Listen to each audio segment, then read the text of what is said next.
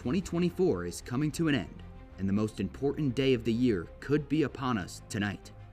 The American people have one simple yet daunting task ahead of them: elect the next president of the United States. After years of campaigning, rallies, town halls, and more, the choice is down to two nominees: the current Vice President Kamala Harris out of the state of California, or the former 45th President Donald J. Trump out of his home state of Florida. Our election system goes back centuries, all the way back to 1788, where the first presidential election took place. After 46 presidents and 59 elections, our system has adapted, changed, but at its core maintained one simple idea: the people of the United States pick who is president.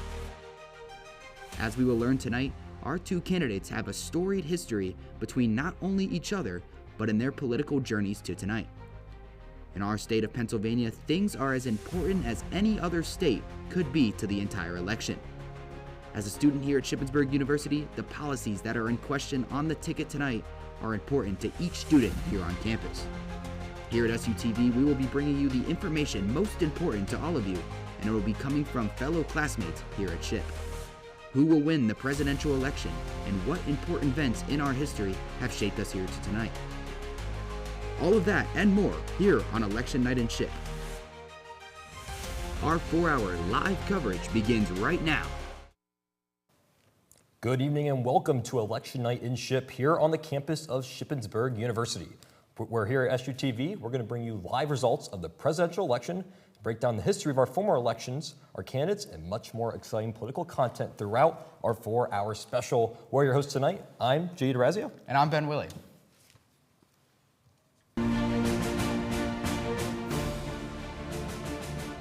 SUTV presents Election Night in SHIP 2024. Well, the big day is finally here. J.D. Razzie alongside Ben Willey for Election Night in Shippensburg. Could be or will be a historic night as Donald Trump and Kamala Harris vow to take office of the President of the United States. And here at SHIP Night, we're doing a little bit differently than your typical election coverage. Yeah, you got that right. A bit of unusual election coverage. Obviously, we're going to stick to what we know best, which is bringing you live results, which we'll get to here in a moment, as already some of the polls have closed and we're already getting early results coming in. But we also want to take a little bit of a college approach to the old-fashioned election coverage. We're going to bring you a little bit of educational content as well as some historical content and a little bit of fun stuff sprinkled in there as well. Yeah, it's going to be great. We're going to hear from SHIP students throughout the night, hear from SHIP professors throughout the night. Yeah. So it's going to be a fun night of SHIP coverage, definitely a unique election special. But the polls have closed and we already can call some of the early states. So we'll go to that now if we can get those first graphics underway, as we can officially call the state of Indiana is going to President Donald Trump, and it's 11 electoral votes as we wait to get those graphics. So Indiana goes to Trump, yeah. 11 points on the board for Trump. Again, a state that was projected to go to Trump, but again, it's so important in these elections to get the states that you're supposed to get. Yeah, absolutely. And you talked about it. One of those states that everyone came into this kind of expecting Trump to win, but I think it's one of those things that if you win the states you're supposed to win, nothing kind of changes on the campaign side of things. It's kind of one of those, you take a sigh of relief and get back to focusing on the states you really should be focusing on. And of course, the magic number is 270 votes. And while we can get that answer tonight, it's more likely that this election could take a long time. We're going to learn in this broadcast when we take a look at, for example, the 2020 election. Yeah. It took a long time to announce that winner. So we don't know how long it's going to take. If history tells us anything, this election could go for days on end. We don't really know. We're just going to have to wait and see how the votes come in and how the numbers fall. Yeah, in these past 3 election cycles, we've kind of seen a mix of everything. You talked about 2020. We didn't have the winner of that election for weeks at a time. 2016 was a little bit different. It was a late night, but it was still on the day of election, and 2012 was even different than that. We had that one pretty locked up in a way by early on in the later stages of the night. So, like we talked about, it's probably looking early on that this election could go on to long lengths. But you know, we've seen it across multiple elections now of the different type styles of elections and when they're called. And again, during this night's broadcast, we're going to learn a lot about the candidates, the vice presidents, everything there is to cover. So we're still waiting to get you these graphics on these state calls, but we have multiple states that are in, and once we can get you those states, we are going to call those states for you all. And we're going to have our first calls coming in now as we are waiting for the graphic to still appear. We're going to get you these states as soon as they come, we promise. Again, here at SUTV, it's all students right, and here we go. We can officially call the state of Alabama and its 9 electoral votes to Donald Trump. Alabama, a Republican stronghold, as we call it. We're going to hear different terminology throughout the night. Stronghold, this was a state that Trump was expecting to get, and he has gotten it. So 9 points on the board for Donald Trump. Yeah, that kind of Midwestern southern wall that we talk about, your Alabamas, your Mississippis, your Tennessees, Kentuckys, kind of that wall, that southern stronghold that is known so well that Trump, like we talked about, he relied on that base a lot. And I think they already came through early, so it was a quick call for the state of Alabama and a good 9 electoral votes to get him on the board. We're going to continue rolling with our next state that we can officially call. Again, it is worth noting, it's going to be the state of Connecticut for Kamala Harris. One to note, all of our calls tonight are being done using the Associated Press and the AP. So when you hear us calling a state, this is coming from AP, and we have our first call for Kamala Harris of tonight. It is the state of Connecticut, and it's 7 electoral votes. So we're going to Trump, a Democratic stronghold, and that's what you're kind of going to see for these first few state calls. It's going to be kind of expected which ways these states are going to go, but again, still very important. Kamala Harris gets the state of Connecticut. Yeah, Connecticut, like we talked about, no surprise there. It's so crucial for these candidates to get these early electoral votes on the board and start focusing on those battleground states. Yeah, the last time Connecticut went red was the year 1988, so a long time since it's gone Republican. But we have more calls for you. We have our next state that we can project. The AP has projected the state of Florida. This is actually a rather big one. Yeah. The state of Florida and its 30 electoral votes go to Donald Trump. And I'm actually surprised the state was able to call it earlier. Remember in 2020, this state was called much later in the night, but this year we're able to project Donald Trump winning Florida, the first really major state win for one of these parties. Again, a state that was favored red. We consider this more of a swing state rather than a stronghold, but Trump gets the state of Florida and it's 30 electoral votes. Yeah, and it's showing out in some of these counties that Trump thought that he might have a chance in. These counties like Orange County, Broward County, that are showing out better for Trump than maybe the Trump campaign maybe initially expected. But like you talked about, a state that was largely, it took a while to call in 2020, and it ended up being a little bit more of a swing state than initially anticipated. This one gets done early. So we have Alabama and Florida for Trump, Connecticut for Harris. We're going to keep going further for our next projection. AP projecting Kamala Harris takes the state of Maryland and its 10 electoral votes associated with Maryland. Again, more of a stronghold, if anything. That's going to be the common theme. Not to be a dead horse, but it really is crucial that these stronghold states go to the respective parties. Yeah, Maryland, not too far down the road from here. A lot of students probably from Maryland here on campus. So like we talked about, that college base that we'll get into throughout the night, kind of crucial in this state call. You see a lot of urban areas in Maryland, especially in the Baltimore area, but no surprise here. No, I like what you said, though. Many SHIP students that are watching this right now and voted were from the state of Maryland. So SHIP students, letting their voices be heard in the state of Maryland. We're going to go to our next projection, as we are officially projecting Kamala Harris will win the state of Massachusetts. That's 11 electoral votes. You'll notice in that northeastern region, there's a bunch of states kind of crumpled up together. Most of these states are going to favor blue per the AP projections, and obviously Massachusetts does go to Harris, so another 11 electoral votes on the race to 270 for Kamala Harris. Yeah, and then one thing we'll learn is that even though it's called a race, we like to refer to this often as a marathon. And I know these early state calls are coming in right off the bat here, but as we'll learn throughout these later hours, that it's going to start becoming a bit of a tortoise versus the hare race. Yeah, Massachusetts, pretty much an iconic Democratic stronghold. Last time it went red was 1984. So Harris gets the state of Massachusetts. We have more states that we can still call. We go back to Donald Trump in the Southwest, where he takes the state of Mississippi and its 6 electoral votes. Very similar to Alabama. This is one Trump was expecting to win, and he got it. Yeah, the last time this one went blue was 1976. One of those states that if this were to turn the other way, it would have been quite shocking. But like we talked about, everything's good there. It was kind of one of those states we expected. Whether or not the margins are bigger than last time, that'll still happen. That'll still yet to be seen. I'm getting told now we have more projections that we can call for you at the 8 p.m. hour. We'll go to our next state, which is the state of, drumroll please, as we're waiting to get the graphic up. It's going to be the state of Oklahoma for Donald Trump and its 7 electoral votes. Again, another strong southern state that goes to the Republican Party and its candidate, Donald Trump. So 7 more electoral votes there. Again, with both these early states, there's really not a whole lot to banter and commentate on, but is there anything you want to add about the state of Oklahoma going to Donald Trump? Not really. Like we talked about, this is one that always goes red. It's important to note that this state has shown a little bit of divide when it comes to the primaries, but it always goes red during the national elections, especially for the presidential one. And we're going to keep going. That's all the live updates we have for now. So that's all the states we can call for now.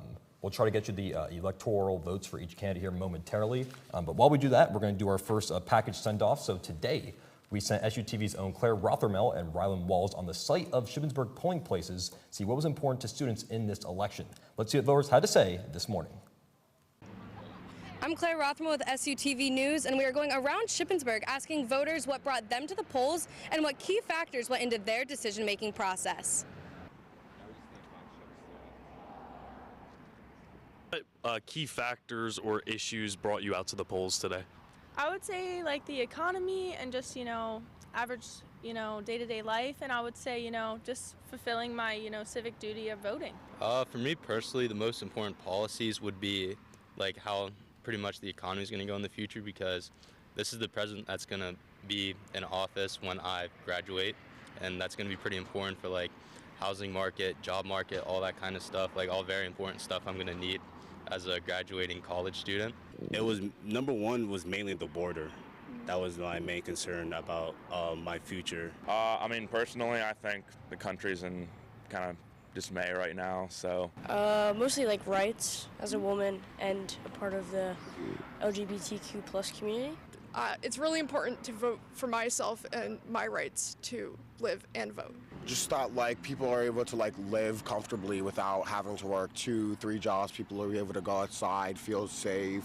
As a trans person, I want to know that my rights are guaranteed to me. Well, I started reading on the 2025 plan that Trump proposed, and as a trans person and as somebody who is not biologically male, I knew I needed to come down here and vote against it. Honestly, one of my biggest issues is the environment, making sure we have a clean environment, and also LGBTQ rights.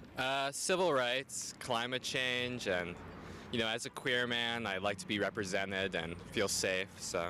I think it's important that after I graduate college, I'll be able to afford life, afford groceries, have good housing, and just be able to get a job and have a better quality of life. Personally, me voting today was solely based on how important the election is this year. I just felt like I've always been excited to when I turn the age, and then I just feel like it factors into like my future and just like how I'll be able to live my life in the future. Thank you for joining me and Claire Rothermel on Election Day coverage here at the Vigilant Hose Company. I want to thank all the SHIP students for coming out and voting today in this important election. Now let's send it back to JD and Ben at the desk.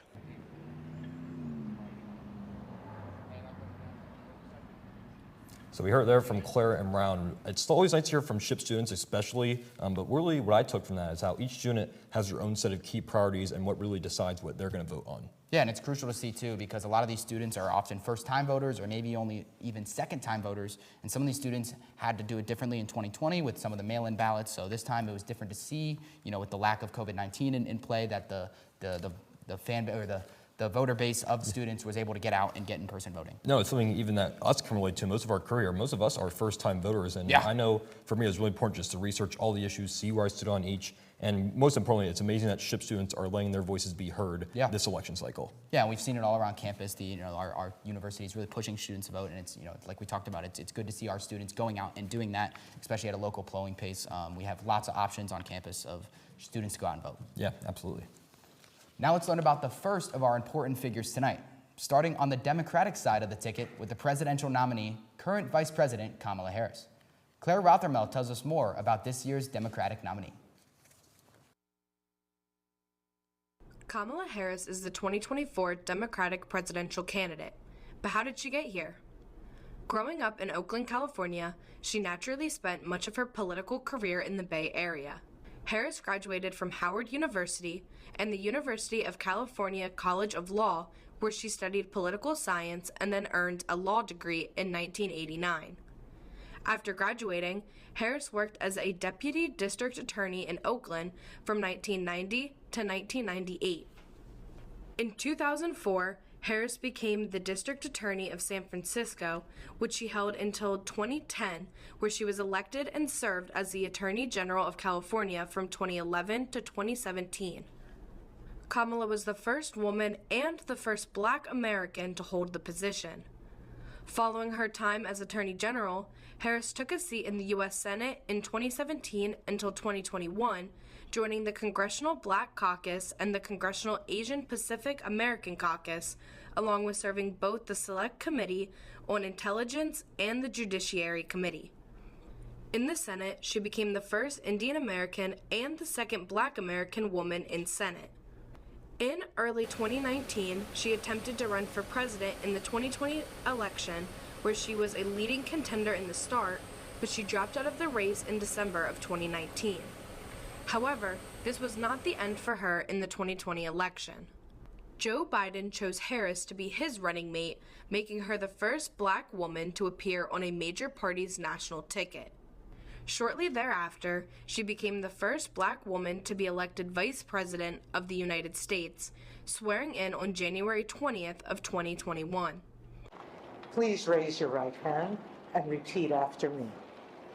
I, Kamala Davy Harris, do solemnly swear. I, Kamala Davy Harris, solemnly swear That I will support and defend the Constitution of the United States. that I will support and defend the Constitution of the United States Against all enemies, foreign and domestic. against all enemies, foreign and domestic, That I will bear true faith and allegiance to the same. that I will bear true faith and allegiance to the same, That I take this obligation freely, that I take this obligation freely, without any mental reservation or purpose of evasion. without any mental reservation or purpose of evasion, That I will well and faithfully discharge that I will well and faithfully discharge the duties of the office on which I am about to enter. the duties of the office upon which I am about to enter. So help me God. So help me God. Thank you.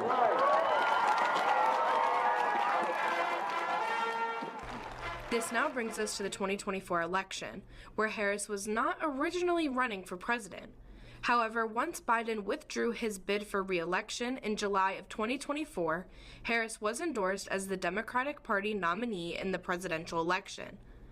In early August, Harris was officially named the Democratic Party's presidential nominee following her victory in a virtual vote of the party delegates. Harris not long after announced that she selected Tim Walz as her vice presidential running mate, which brings us to where we stand today awaiting the results of the election. For SUTV News, I'm Claire Rothermel. Now back to JD and Ben at the desk. So there's kind of your snippet of Kamala Harris in a few minutes recap. And I think what's really fascinating about the Harris story is just kind of her quick rise to fame in the Democratic Party. I mean, she has earned and worked her way up through the ranks to get this position, starting her days as a DA. Yeah, I mean, like you talked about, she goes all the way back to her days at Howard University, going from there to her DA position, working her way up to even the primaries with her Senate position and representative in California. And like we talked about, her getting the vice presidential nominee in 2020 and winning it. And then I think it was just so unique to see the way the party kind of transitioned from Biden to her in this 24 election. Yeah, absolutely. I mean, for the longest time, we thought Joe Biden was going to be the nominee in this election. Ultimately, the party decides to go with Harris. Yeah. And she kind of just steps in and goes full on stride with this nomination, kind of just in the blink of an eye. And she has taken it and gone on with it and has gained a decent amount of support throughout the entire party. I mean, this whole party just kind of went from Biden now to Harris, and just as a whole party just rallied behind her now. Yeah, we haven't really seen anything like it. And as you talked about, it was kind of the presumptive Biden nominee, and it was kind of fascinating to watch just the transition and instant buy-in from the Democratic Party. And it all happened so fast within a week's notice.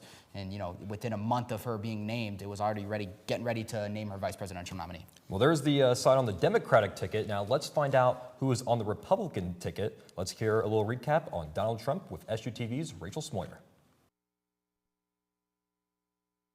Donald Trump is the 2024 Republican presidential candidate. But how did he get here? Being born to a rich family in Queens, New York, he was almost guaranteed to follow in his father's real estate footsteps. In 1968, he graduated from Wharton School of Finance and Commerce at the University of Pennsylvania with a bachelor's degree in economics. Trump then began his career as a real estate developer and businessman in his father's business, becoming the president of what we now know as the Trump Organization in 1974. He continued to run the Trump Organization throughout the years, along with 14 seasons of The Apprentice. While there were a few teases at presidency in 1987, 2000, and 2012, he officially announced his run for the 2016 election with the Republican Party, announcing former Indiana Governor Mike Pence as his vice presidential running mate. On November 8, 2016, Trump was elected president, beating out Hillary Clinton.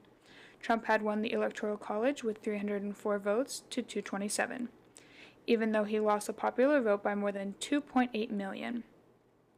Trump was then inaugurated the 45th president in 2017, following Barack Obama.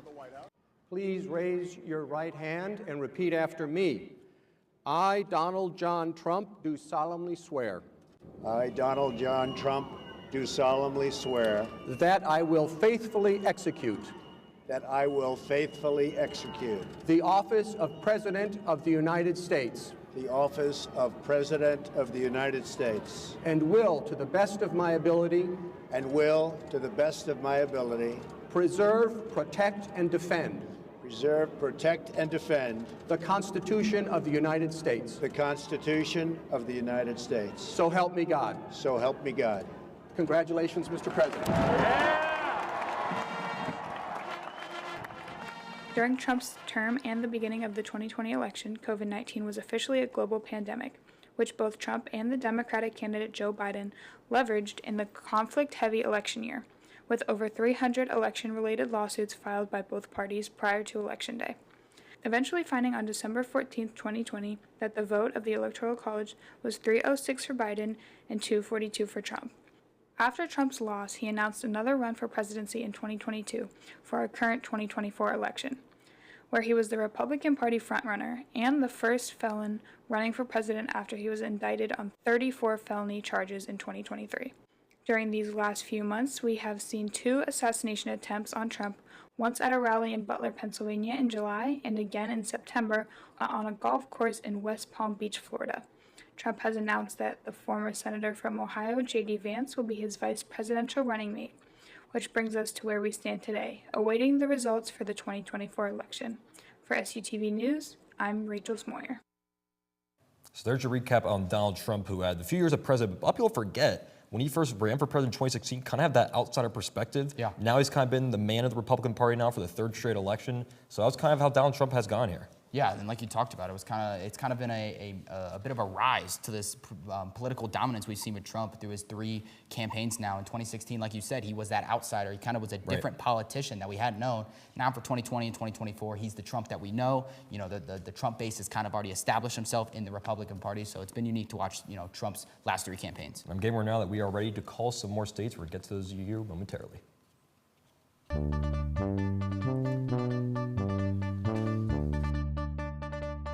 All right, again, we have our new state calls. Again, these are all per the Associated Press. Yeah. Here at SUTV, using the AP, we can officially call the state, drumroll please, of Rhode Island to Kamala Harris and its 4 electoral votes. Again, another Democratic stronghold going to Harris with its 4 electoral votes. One of the smallest states, actually, in terms of electoral votes that you'll see on the map. But again, every electoral vote counts. Kamala Harris gets 4 with Rhode Island. Yeah, the irony, it is the smallest state in square units in the United States, so it's kind of funny that it is one of the smallest states when it comes to the Electoral College. Like you talked about, just kind of the usual stuff we see out of Rhode Island just hasn't really flipped anytime soon.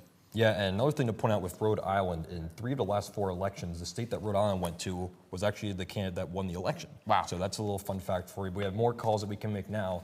Here at SUTV, we can officially declare that the state of Tennessee goes to Donald Trump and its 11 electoral votes. Again, a common trend, those southern states, you're typically going to see those go to Donald Trump. Yeah. He gets Tennessee and its 11 electoral votes. Yeah, only 15% of the votes in so far for Tennessee, but Trump out to a major league, 76% of the votes early on in Tennessee, so no shocker there. We're going to keep the calls rolling. We can officially declare that the state of South Carolina and its 9 electoral votes also going to Donald Trump. So talk about Tennessee, you just go a little bit to the southwest, you find yourself in South Carolina, 9 electoral votes going to the Republican Party there as well. Yeah, we're seeing Trump perform well in this southwest region on the map. We already called Florida, we already called South Carolina, Alabama. So we're kind of seeing that southwest conglomerate, Trump holding on to those states that he really thought he had a good chance in. Now the only question will be Georgia. And I think another thing to keep an eye on is that as we have these early hours, it's going to feel super fast paced. Yeah. But I don't want to predict anything, but I can guarantee as the night goes on, it's going to slow down. There's going to be a few key states that are going to determine this election. We're going to talk about those a little bit later on in the show.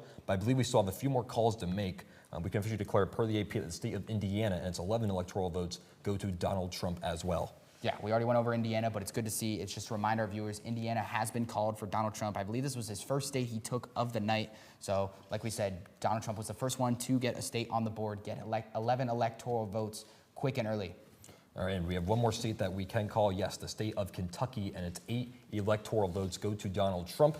again, another southern state. All these states kind of in the same geographic location, all of them kind of going to Donald Trump right now in the southeast. And you'll see that theme throughout the night. Usually when polls close, you kind of see these geographic areas get split up when they get polls closed, especially due to the time zones that we see. So like we talked about, the southwest or the southeast region just kind of all closing all at once. And I'm actually being told we're going to call one more state at this moment, the state of Vermont, and its 3 electoral votes go to Kamala Harris. And as I'm being told that, again, this is the beauty of live television. We can actually have another state that we're going to call right now as well, and that is the state of, as we're waiting to hear what that state will be, it's the state of West Virginia, and it's 4 electoral votes going to Donald Trump. So you have Vermont for Harris, West Virginia for Donald Trump, again, 2 strongholds for each respective party. Yeah, and this one kind of came out quickly. 21% of the vote already in for the state of West Virginia. Donald Trump leading by about a 30% margin in West Virginia. Kind of performed well in all the counties he needed to perform in. Pretty easy win there. Yeah, very easy win again. The main thing that we've seen so far is we can see the map right now. Currently, we don't have the map up there, but currently it is 95 votes or electoral votes for Donald Trump, but 35 electoral votes for Kamala Harris. So far, really nothing shocking coming out on either side. I think the only thing that's really been notable is how early the state of Florida got called. If you look back to 2020, this was a state that was very close for the majority of the election. This year got called Trump almost immediately when their polls closed. At least from what I'm seeing, I think that's the most major talking point at this current hour. Yeah, we were talking about it during one of our packages. We were talking about how shocking it really was that this Florida state was called. Not to say that Trump wasn't leading in the polls and it kind of was heading towards that direction, but it's one of those states that does kind of get contested at times. So it's unique to see that state get called at such an early margin. But as you talked about, Trump out to an early lead, 95-35. But as we talked about, this is a marathon, so nothing is ever going to be concrete. And if you look at most presidential elections, typically the Republican candidate will have out an early lead for most of these elections, just kind of the nature of how these states get called. But most of the projections, most of the polls are thinking this is going to be a close race. So currently it's 95-35 in favor of Trump, but there's still a long, long ways to go. And again, typically at this current hour for most elections, this is kind of how the map's typically going to play out. Yep, absolutely. So now we have the background of both our candidates. We're going to go back to some more banter content. What separates them on the ticket tonight? As we are waiting to get that, video ready, back to the map currently. 95-35 in favor of Donald Trump. Again, as we wait for more of these states to get called, it will, the electoral votes should shape out a little bit. But again, currently at this current hour, Trump up 95-35. Again, just all those key strongholds being called for both sides. Yeah, and it's interesting to see as well, not only these states that are being called, but also the fact that those states that haven't been called yet, the quick votes coming in early, kind of changing things depending on where you go, different counties counting in, and it's crazy to see how quickly these states can change depending on what counties are counting. And even now with like some of the 8 o'clock polls closing, we officially have some votes located in Pennsylvania. Currently, Kamala Harris has a lead with 8% of the votes counted. Again, way too early to call a state like that. Same thing as North Carolina. Harris currently has a lead in North Carolina with only 11% of the votes counted. But again, it's just important to note the difference between having a lead, because part of it is just where those votes have come from. For example, you have it for North Carolina pulled up right now. Harris has a lead in North Carolina, but most of those votes are coming from key Democratic strongholds such as Charlotte, such as Raleigh, these Democratic, typically when you're in a major city, it's going to lean Democratic in those regions. Yeah, absolutely.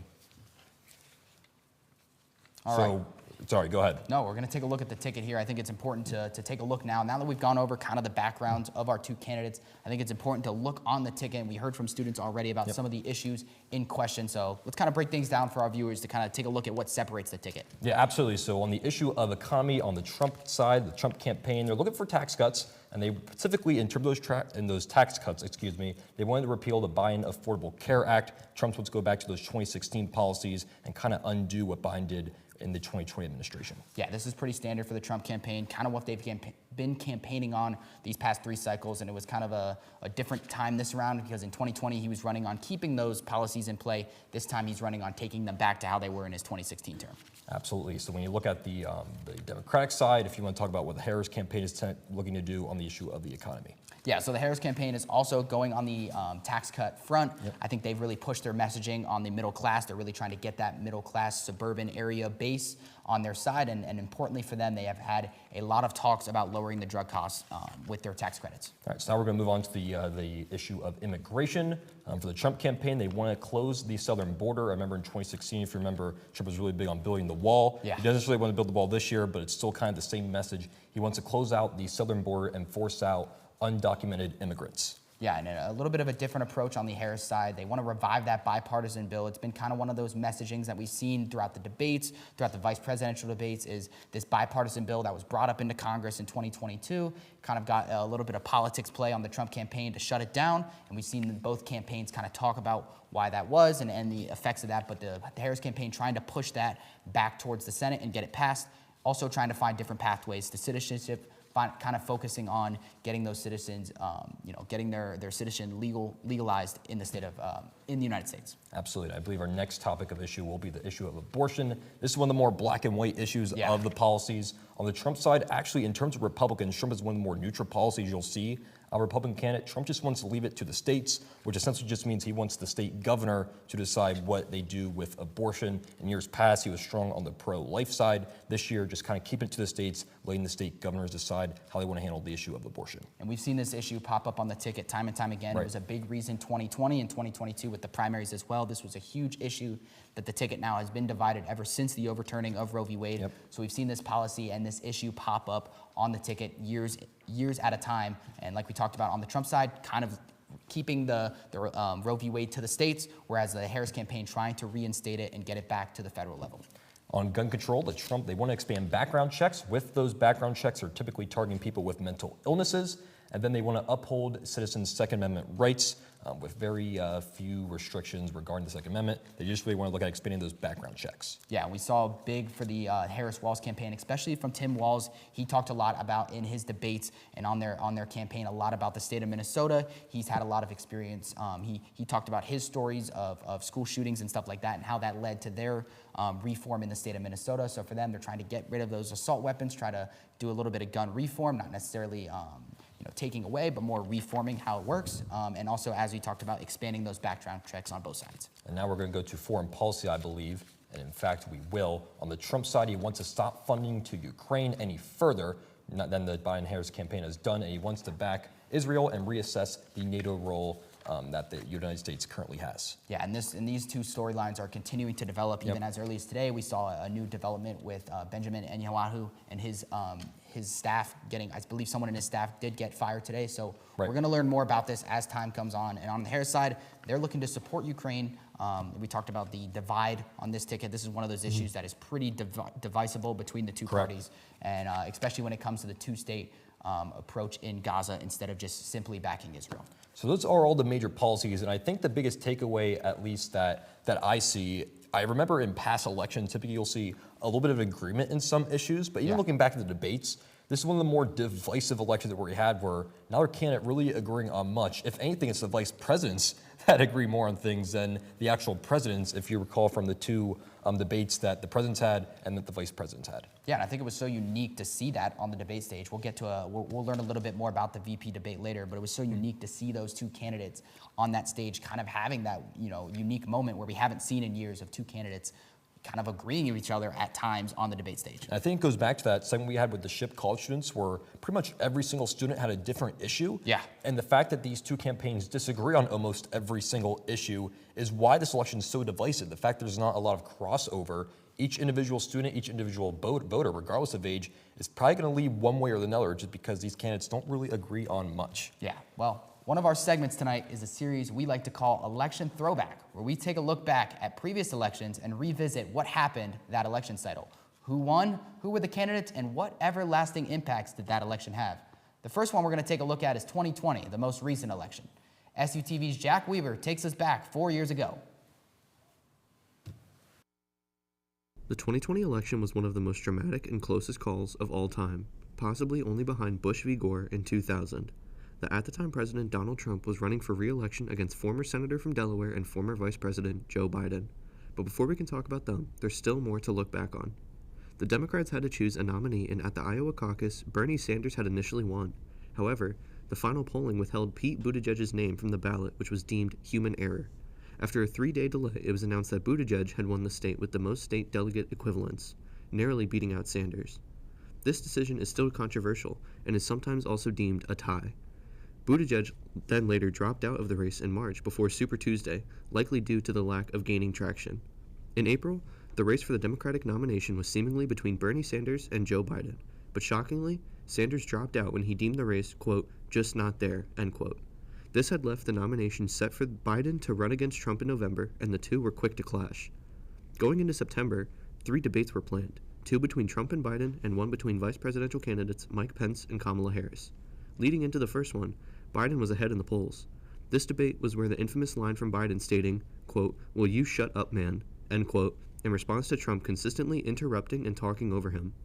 The debate as a whole was considered a mess from the start, but Biden walked out of it victorious. But it was controversial whether he won this with his policy or due to Trump's, quote, assault on democracy, according to the Washington Post. On October 7th, the vice presidential debate took place between Republican candidate Mike Pence and Democratic candidate Kamala Harris. The debate was much more tame compared to the first presidential one, and its only true controversies came when a fly landed on Pence's head, and when viewers noticed that one of Pence's eyes looked bloodshot, with some viewers speculating that he may have had COVID. In the end, the debate seemed to end in a Harris victory, but didn't move the needle much towards the Biden campaign. The next look was for October 15th, which was set to be the date for the second presidential debate until it was canceled due to President Trump having COVID. There was an offer to do the debate remotely, which Biden had agreed to, but Trump did not. The debate was canceled, and the supposed third debate on the 22nd was now going to be the second and final one. The format was a little different, with the candidates' mics being muted when their opponent was talking, in order to avoid the interruptions from their first debate. After the debate, Biden was determined the winner by around a possible 14% margin. Come November, votes had started to come in, and in the early hours of November 4th, Trump was seemingly winning before Wisconsin and Michigan called for Biden, setting him to 264 electoral votes. 3 days later, on November 7th, Pennsylvania decided the election by calling for Biden as well. The reason for the results to take so long were due to mail-in ballots being counted after the regular ballots, which caused a lot of swing states to be too close to call. After Trump had won Florida, he was quick to call for a stop to the vote counting, also saying that continued counting was a, quote, fraud on the American people, end quote. The Biden campaign had said that Trump's actions were trying to get rid of the rights of citizens. Trump also proclaimed that he had won Pennsylvania, North Carolina, and Georgia while having a large lead, but many mail-in ballots still were not counted. Georgia, Arizona, and Wisconsin were all within 1% after voting had ended, and had they gone to Trump, both candidates would have been at 269, and a contingent election would have been held, which, due to circumstances, Trump would have won. Trump had gone against the results for 2 months until the events at the Capitol on January 6 forced him to officially concede to Biden. Trump proclaimed that tempers needed to cool and that he had to focus on a smooth transition of power to Joe Biden. The 2020 election was one of the wildest in history, and the events that were caused after the polls closed and the buildup that it created all culminates into tonight, where we see Vice President Harris try to finish Trump's career while Trump attempts to reclaim his throne once more as the President of the United States. For SUTV, I'm Jack Weaver.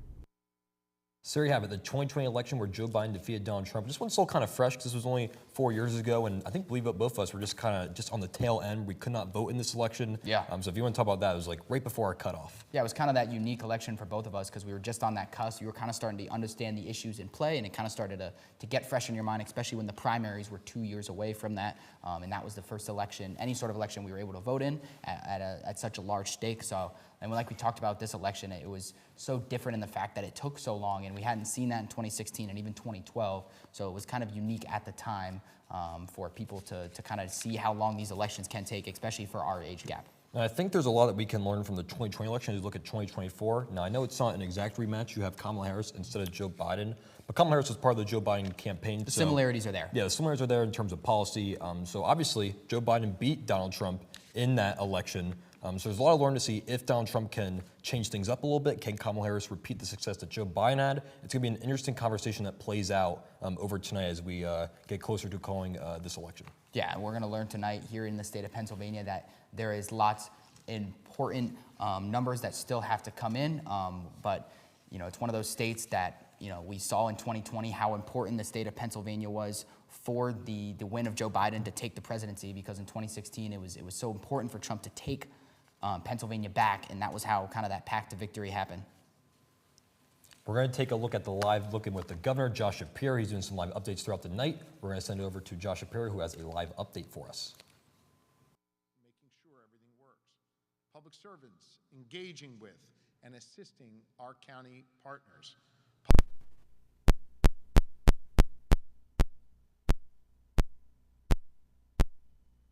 Professionalism, their dedication to service, and their unwavering commitment to our democracy. I am so proud of them, and I know that they take great pride in their important work. And so on behalf of a grateful Commonwealth, I say thank you. Now, the most polls are closed. Local election officials across the Commonwealth, along with thousands of trained volunteers, have begun counting the votes here in Pennsylvania. As these votes are counted, they will be reported to the Department of State, and we will post live results at the website at electionreturns.pa.gov. I want to reassure Pennsylvania and all the folks across the country who are paying attention to our Commonwealth that every legal eligible vote will be counted accurately and that the will of the people will be respected. I also want to respectfully ask all Pennsylvanians and Americans and those in the media who are interested in these election results to be patient. Counting millions of votes accurately, it takes some time. Our goal is to get it right. How quickly news organizations call our elections, for president on down to state legislature, always depend on how close these races are. The closer they are, the longer it takes to know who won, because we will always make sure that every legal eligible vote is counted accurately. I also want to reassure Pennsylvanians that our county partners know how to process and count votes accurately. Secretary Schmidt has spent the last year visiting all 67 counties and meeting with election staff all across Pennsylvania. His great team at the Department of State has been working with our county partners over the last 2 years to train election clerks all across Pennsylvania and ensure that they are ready to administer elections freely and fairly. All 67 counties are now prepared and ready to process and count ballots securely and accurately. I've been asked many times over the last several months what improvements have been made since the last presidential election here in Pennsylvania. Let me walk you through a few of the differences. First, all 67 counties now have far more experience handling and processing mail ballots. Since 2020, our election partners have successfully administered 8 elections that saw a large percentage of votes cast by mail. Second, county officials have purchased new equipment that allow them to process votes more quickly. And thanks to Act 88, which became law in 2022, counties are now mandated to count votes continuously through the night until they've completed the task. And third, in 2020, about 2.5 million Pennsylvanians voted by mail, which meant 2.5 million mail ballots had to be processed and counted. This year, it appears that the final number of mail ballots needing to be processed and counted will be closer to 2 million. That's not a reflection on the energy around the presidential race or any race in Pennsylvania, or a reflection of Pennsylvanians' interest in voting. Rather, it is a reflection of how people chose to vote, and it seems that more people showed up at the polls in person today than in 2020. As county officials now work diligently to count every ballot, I want to thank every Pennsylvania voter who voted by mail or showed up at the polls to exercise their right to vote, regardless of their preferred candidate.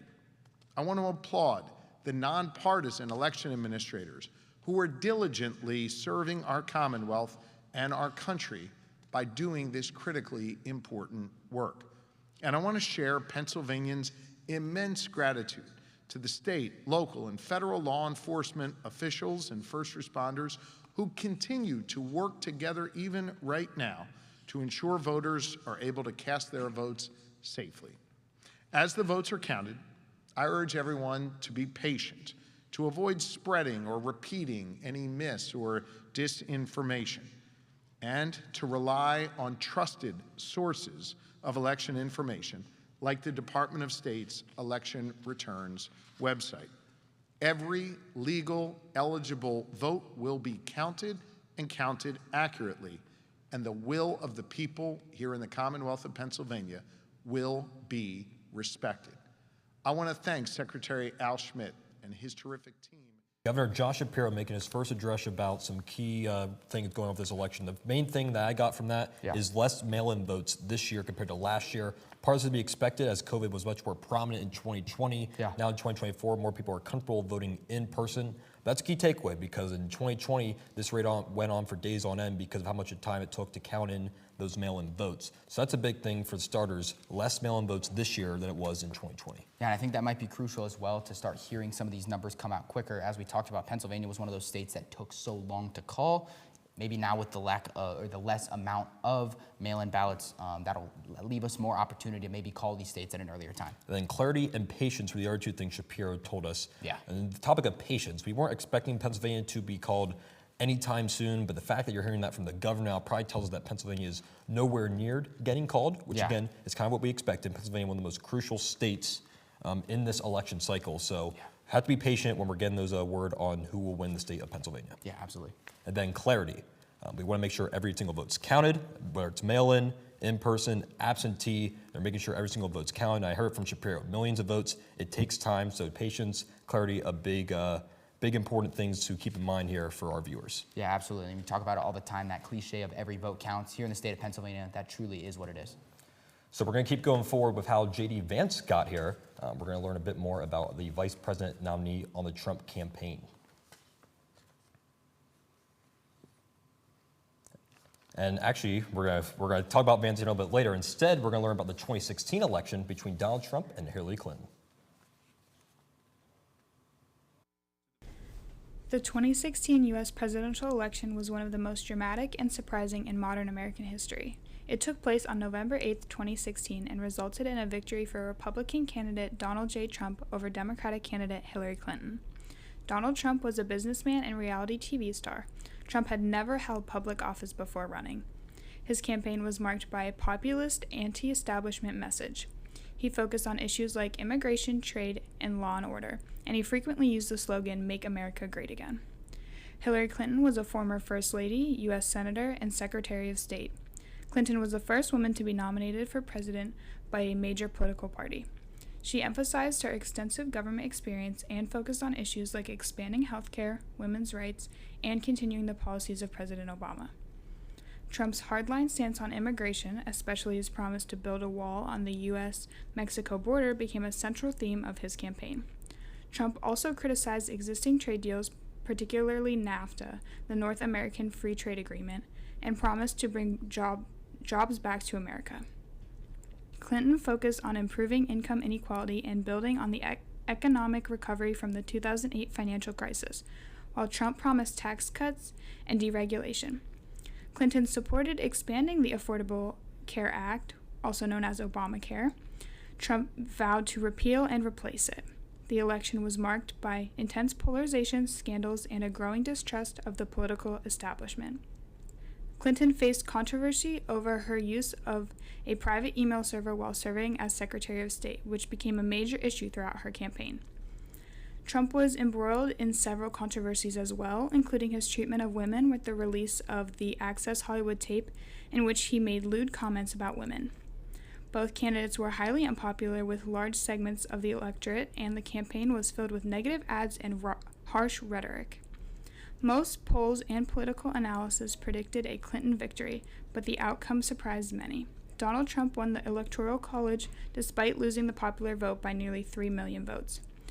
Trump secured 304 electoral votes compared to Clinton's 227. Trump's victory was due to narrow wins in key swing states like Pennsylvania, Michigan, and Wisconsin, states that had been reliably Democratic in recent elections. Trump's victory was seen as a major upset and led to significant political shifts. His presidency was marked by controversial policies on immigration, healthcare, and foreign relations, as well as numerous investigations, including an inquiry into Russian interference in the election. Post-election, Donald Trump and Hillary Clinton's relationship has remained tense and adversarial. Following the 2016 election, Trump frequently mocked Clinton, continuing to refer to her as Crooked Hillary, and accused her of various wrongdoings, including during his rallies and on social media.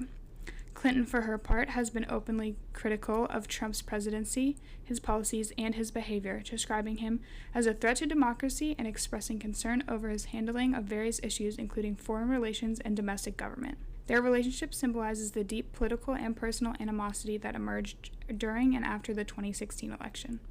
The 2016 election had long-lasting effects on American politics, particularly regarding the role of populism, the media, and deepening partisan divides in the country, which we still see today, and are impacting factors as we navigate the 2024 election. For SUTV News, I'm Rachel Smoyer. Now back to JD and Ben at the desk.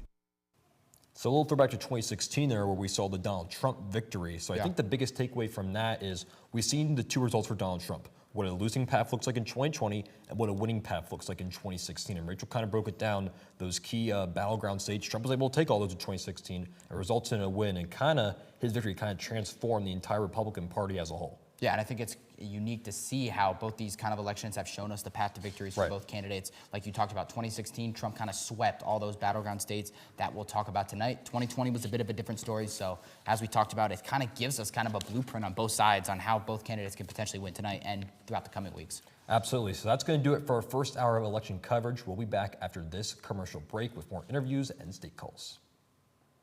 How much difference can one vote make?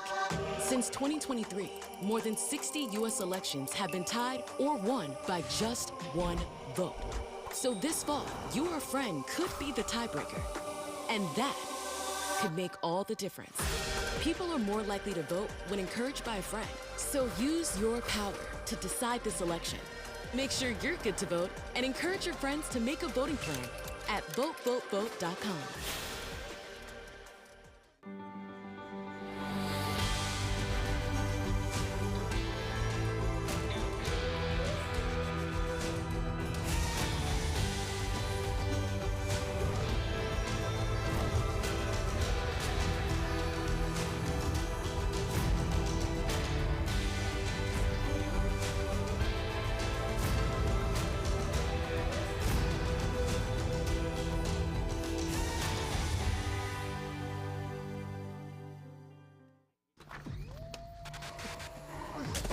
Multiple studies have shown that marijuana can slow both driver reaction and response time, which can be really dangerous.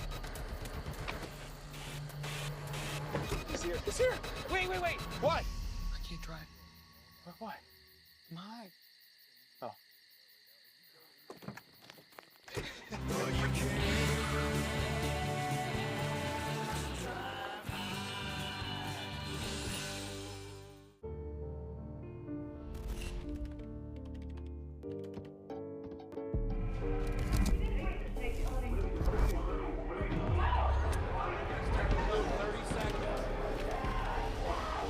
I'm an ex-drug dealer, and I'll be your sub today. Can you see anything different as a pill? No. You don't know? Fentanyl is being mixed into everything now. There's only one thing that will save somebody's life. That is naloxone nasal spray. Fentanyl, it's cheap, it's potent, and it's profitable. Why would drug dealers put a lethal dose of fentanyl in drugs if they know it's so harmful? Really just all about the money. I just didn't realize that one pill could change your whole life. More kids should know.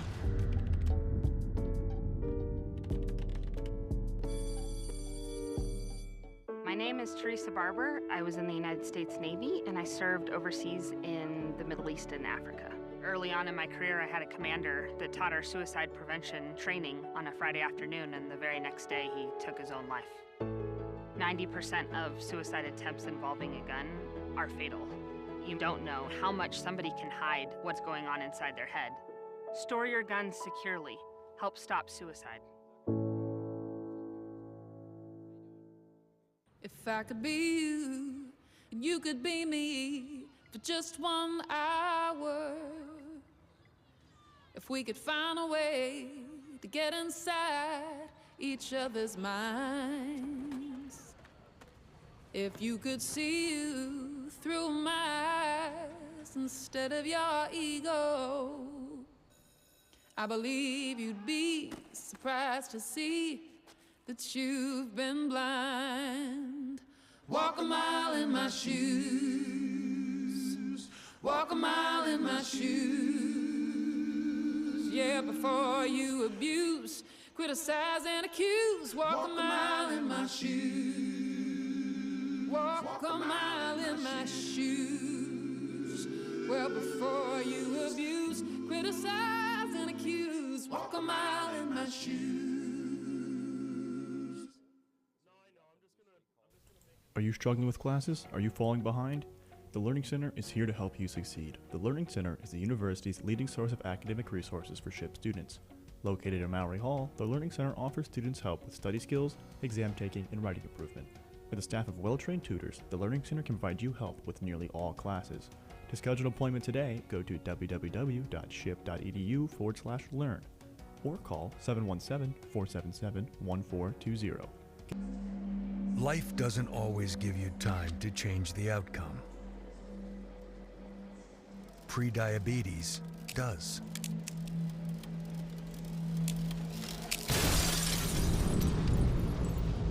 One in 3 adults has prediabetes,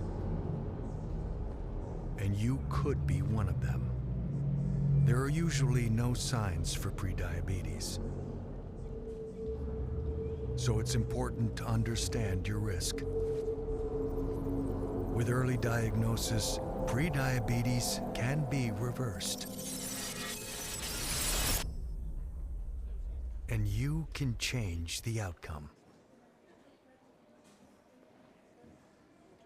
Take the 1-minute prediabetes risk test today. Go to doihaveprediabetes.org. Can't believe you're doing this alone. I've done it before. I remember. You threw your back out. How you holding up? Hand me that board. Nothing wrong with getting help. I'm good. I did it when Felicia left. I'll figure it out. I know you will, but you don't have to do it alone. That's all I'm saying. If I promise to look into it, will you drop it and help me build this fence? Now you need my help. It can be a real pain sometimes, you know what? Mm-hmm. If you or a veteran you know needs support, don't wait. Reach out. Find resources at va.gov/reach. Hate is loud. It gets clicks. It gets attention. Hate, however, is actually quite small. But love is the majority. Filling up something far more important than any feed. Love fills our hearts, our lives, our every day with understanding, empathy, and compassion. Leaving hate to become what it truly is, a whisper.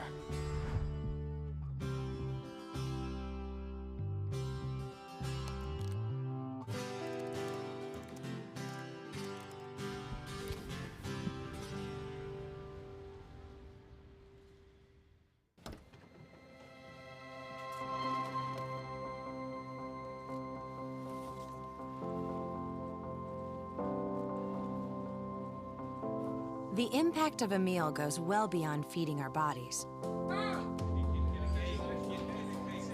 Food can open endless possibilities for people to thrive.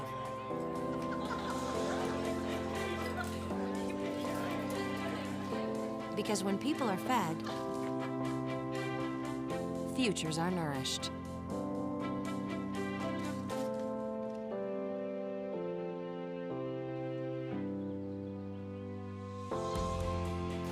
Everyone deserves to live a full life.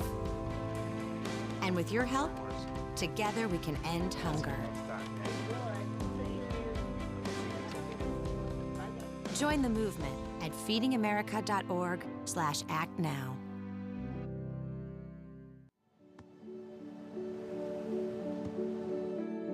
I don't remember how it it started. Go to that. Our back and forth. It always came back. Dad! You probably don't remember what you told me, That was perfect. but I heard every word.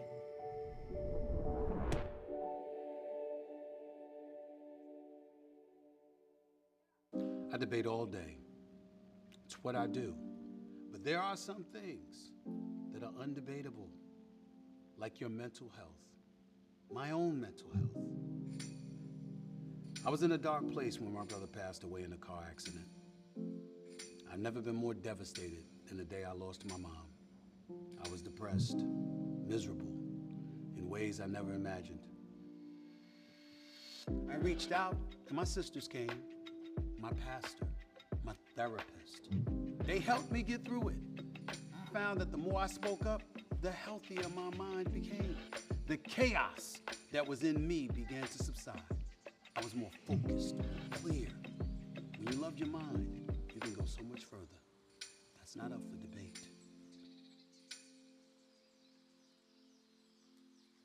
Find mental health resources at loveyourmindtoday.org.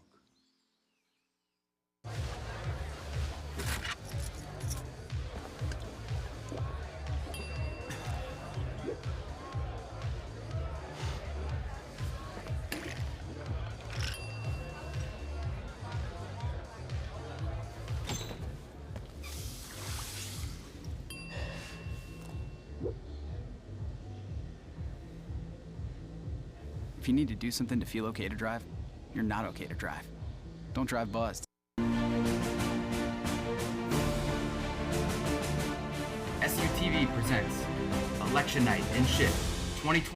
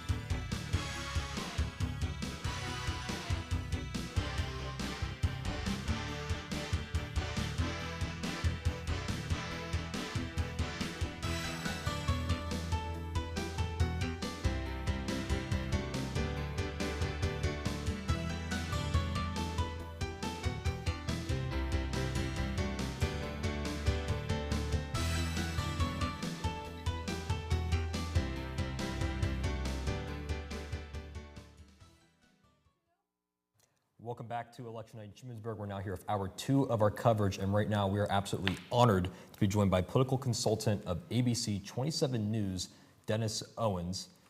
Dennis, as we're having some technical difficulties now, we're going to try to get you now. Can you hear me? Now we can hear you. We got you now, Dennis. Can you hear us?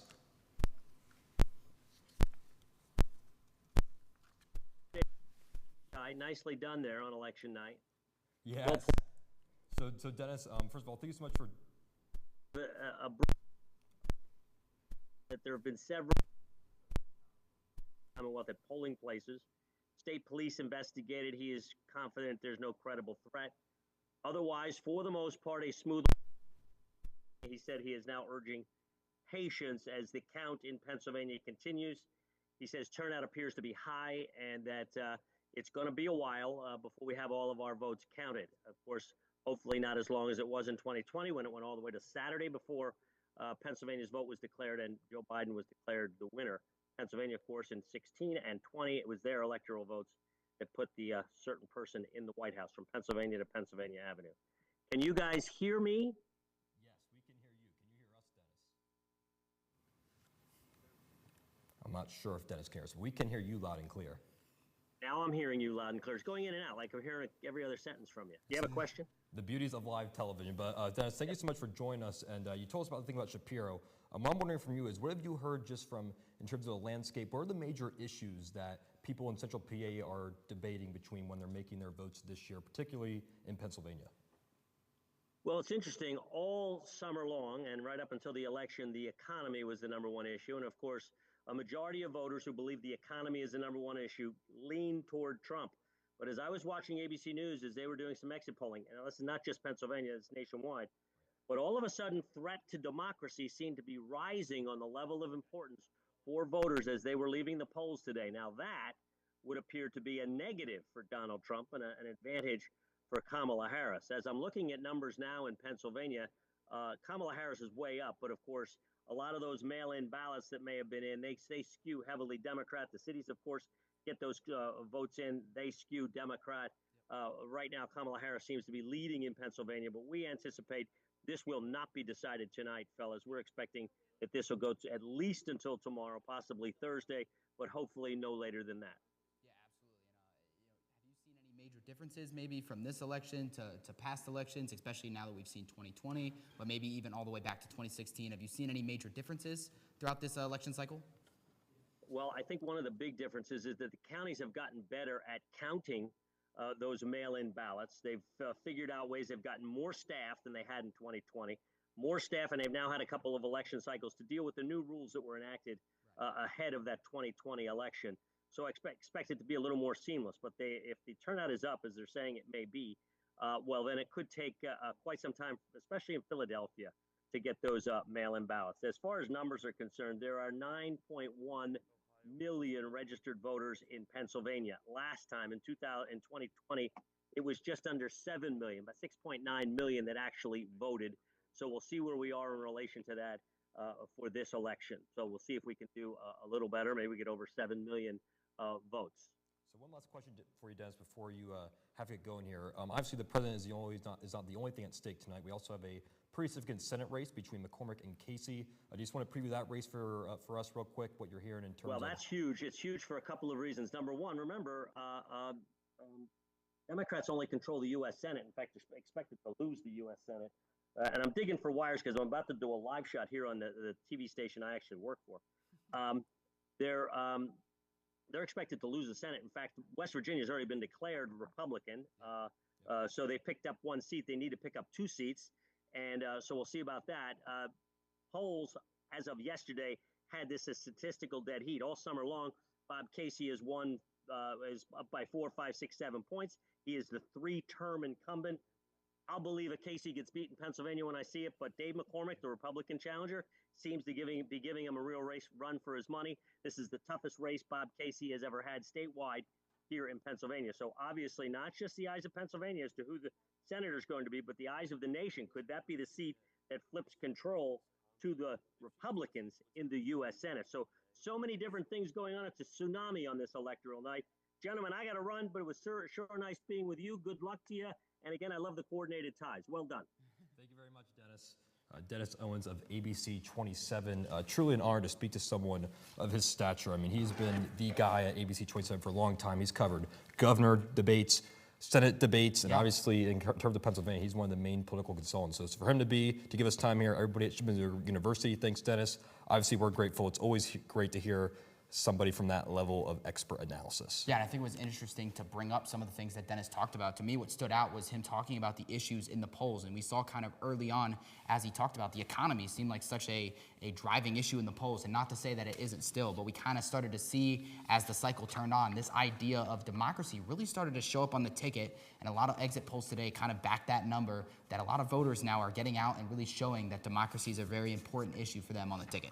So I'm getting word now we should be able to call some more states here momentarily. We're going to get those for you shortly. But first, before we do that, we're going to go to the vice presidents. We're going to learn more about the Trump vice president pick, J.D. Vance. J.D. Vance, born in 1984 in Middleton, Ohio, has become a prominent figure in American politics, culminating in his selection as Donald Trump's running mate for the 2024 presidential election. His childhood, spent largely in the Rust Belt city of Middleton, Ohio, was marked by his mother's struggle with addiction and a turbulent home environment. Raised by his maternal grandparents, Vance credits his grandmother as a stabilizing force in his life.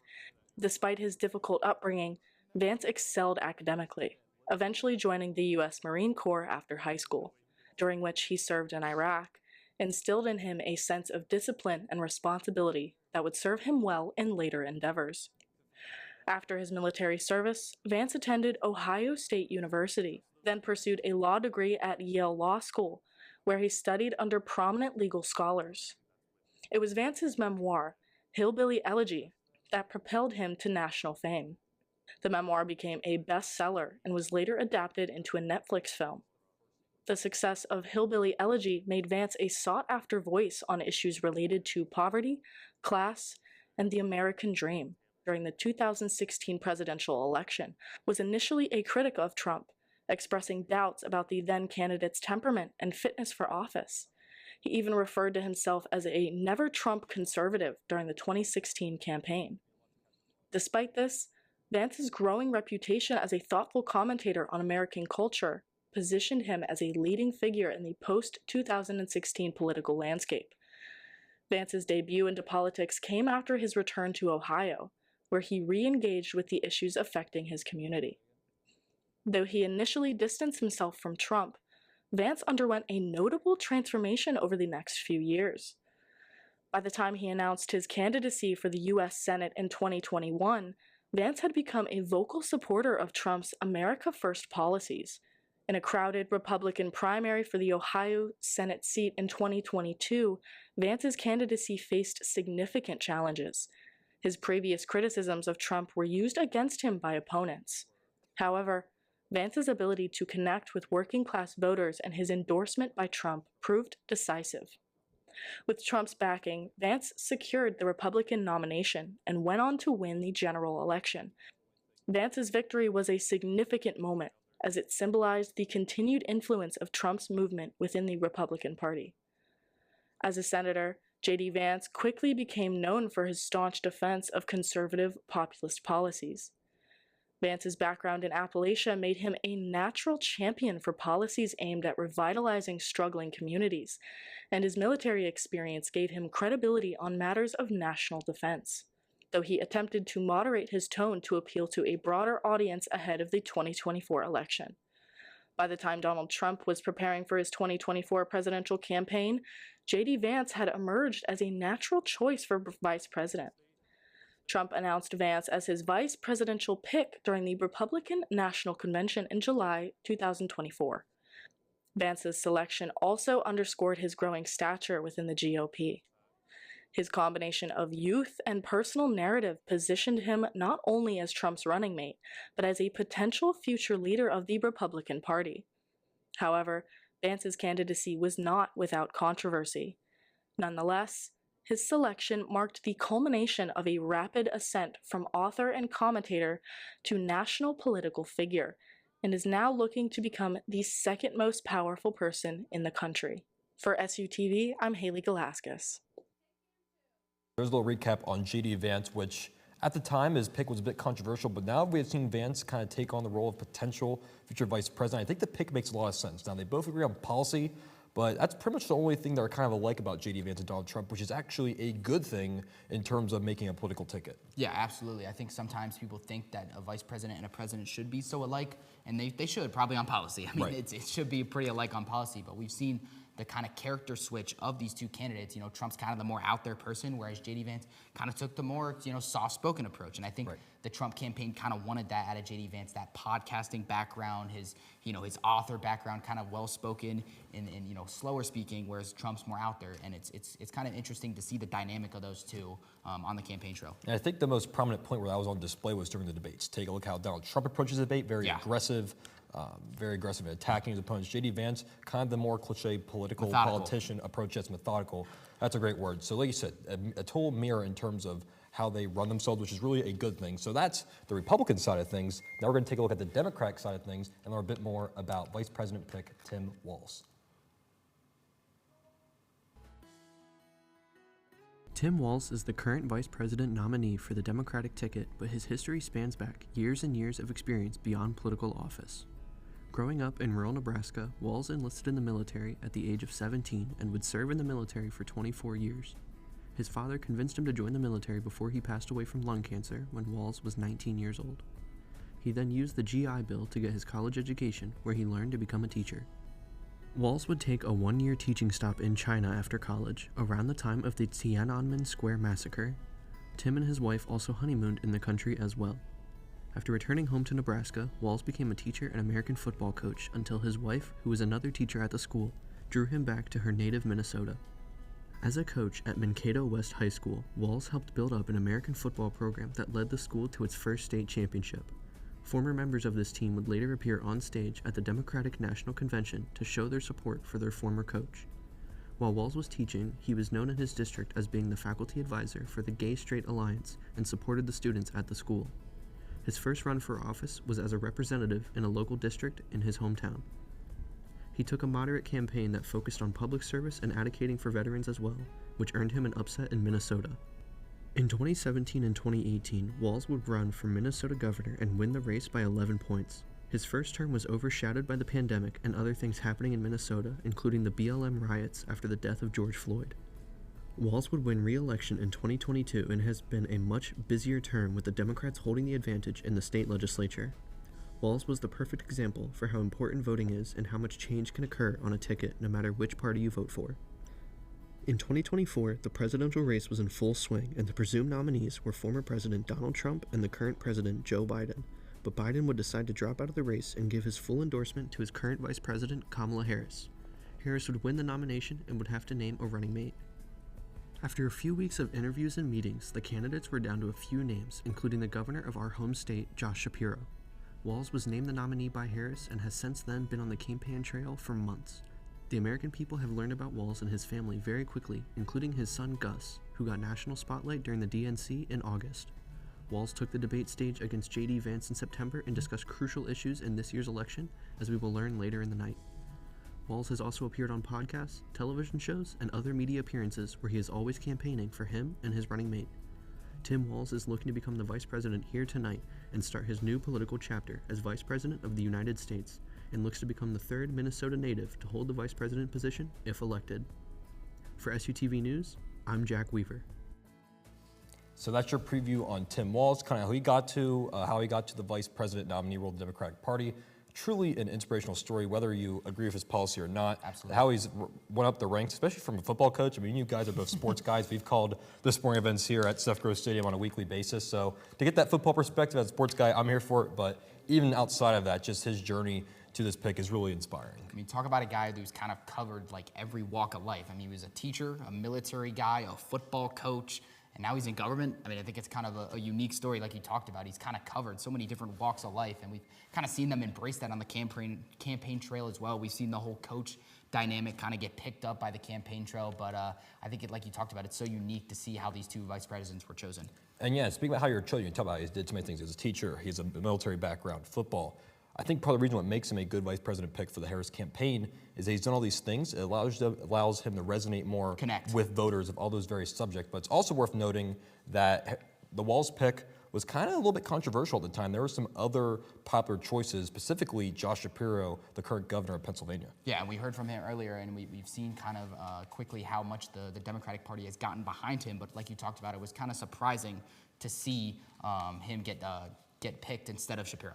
Yeah, absolutely. And even to go back to the Republican side, it's kind of the same though with J.D. Vance. There were some other common Republican nominees. Vivek Ramaswamy, I know, was mentioned. J.D. Vance, along with some others. So both these picks were really kind of, I don't want to say controversial, but almost shocking a little bit, and especially how late some of these vice president picks were. Typically, vice presidents are selected a little bit earlier this year. Both were selected a little bit on the later side. Yeah, absolutely. Well, I believe we're going to get updated here on a couple of state results, and we have some more calls coming in right now. All right, so our first call that we can make goes to, we're going to get you that graphic here any second now. It's going to go to the state of Arkansas. It goes to Donald Trump, and it's 6 electoral votes. So Donald Trump gets another big state in the southeastern region of the United States. 6 votes for Arkansas for Donald J. Trump. Yeah, absolutely. Continuing that run on the South that we saw earlier, Arkansas, 6 electoral votes on the board for the Trump campaign.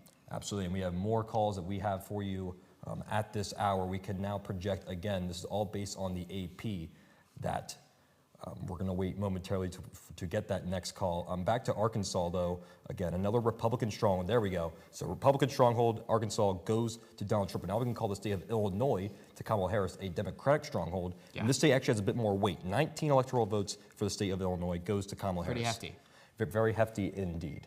We have more calls for you at this moment. The state of Delaware and its 3 electoral votes go to Kamala Harris. Again, a state very close to Pennsylvania. Many students on SHIP reside from Delaware, and those SHIP students making their voices heard, Kamala Harris gets the state of Delaware. Yeah, and Delaware, no surprise, but as you talked about, it's kind of local for us, and it's kind of one of those states that hits home because of how many SHIP students go to Delaware. We see it's a kind of a surprising amount of people that you see on campus that are from Delaware, but it's often reminded of how close the state really is to PA.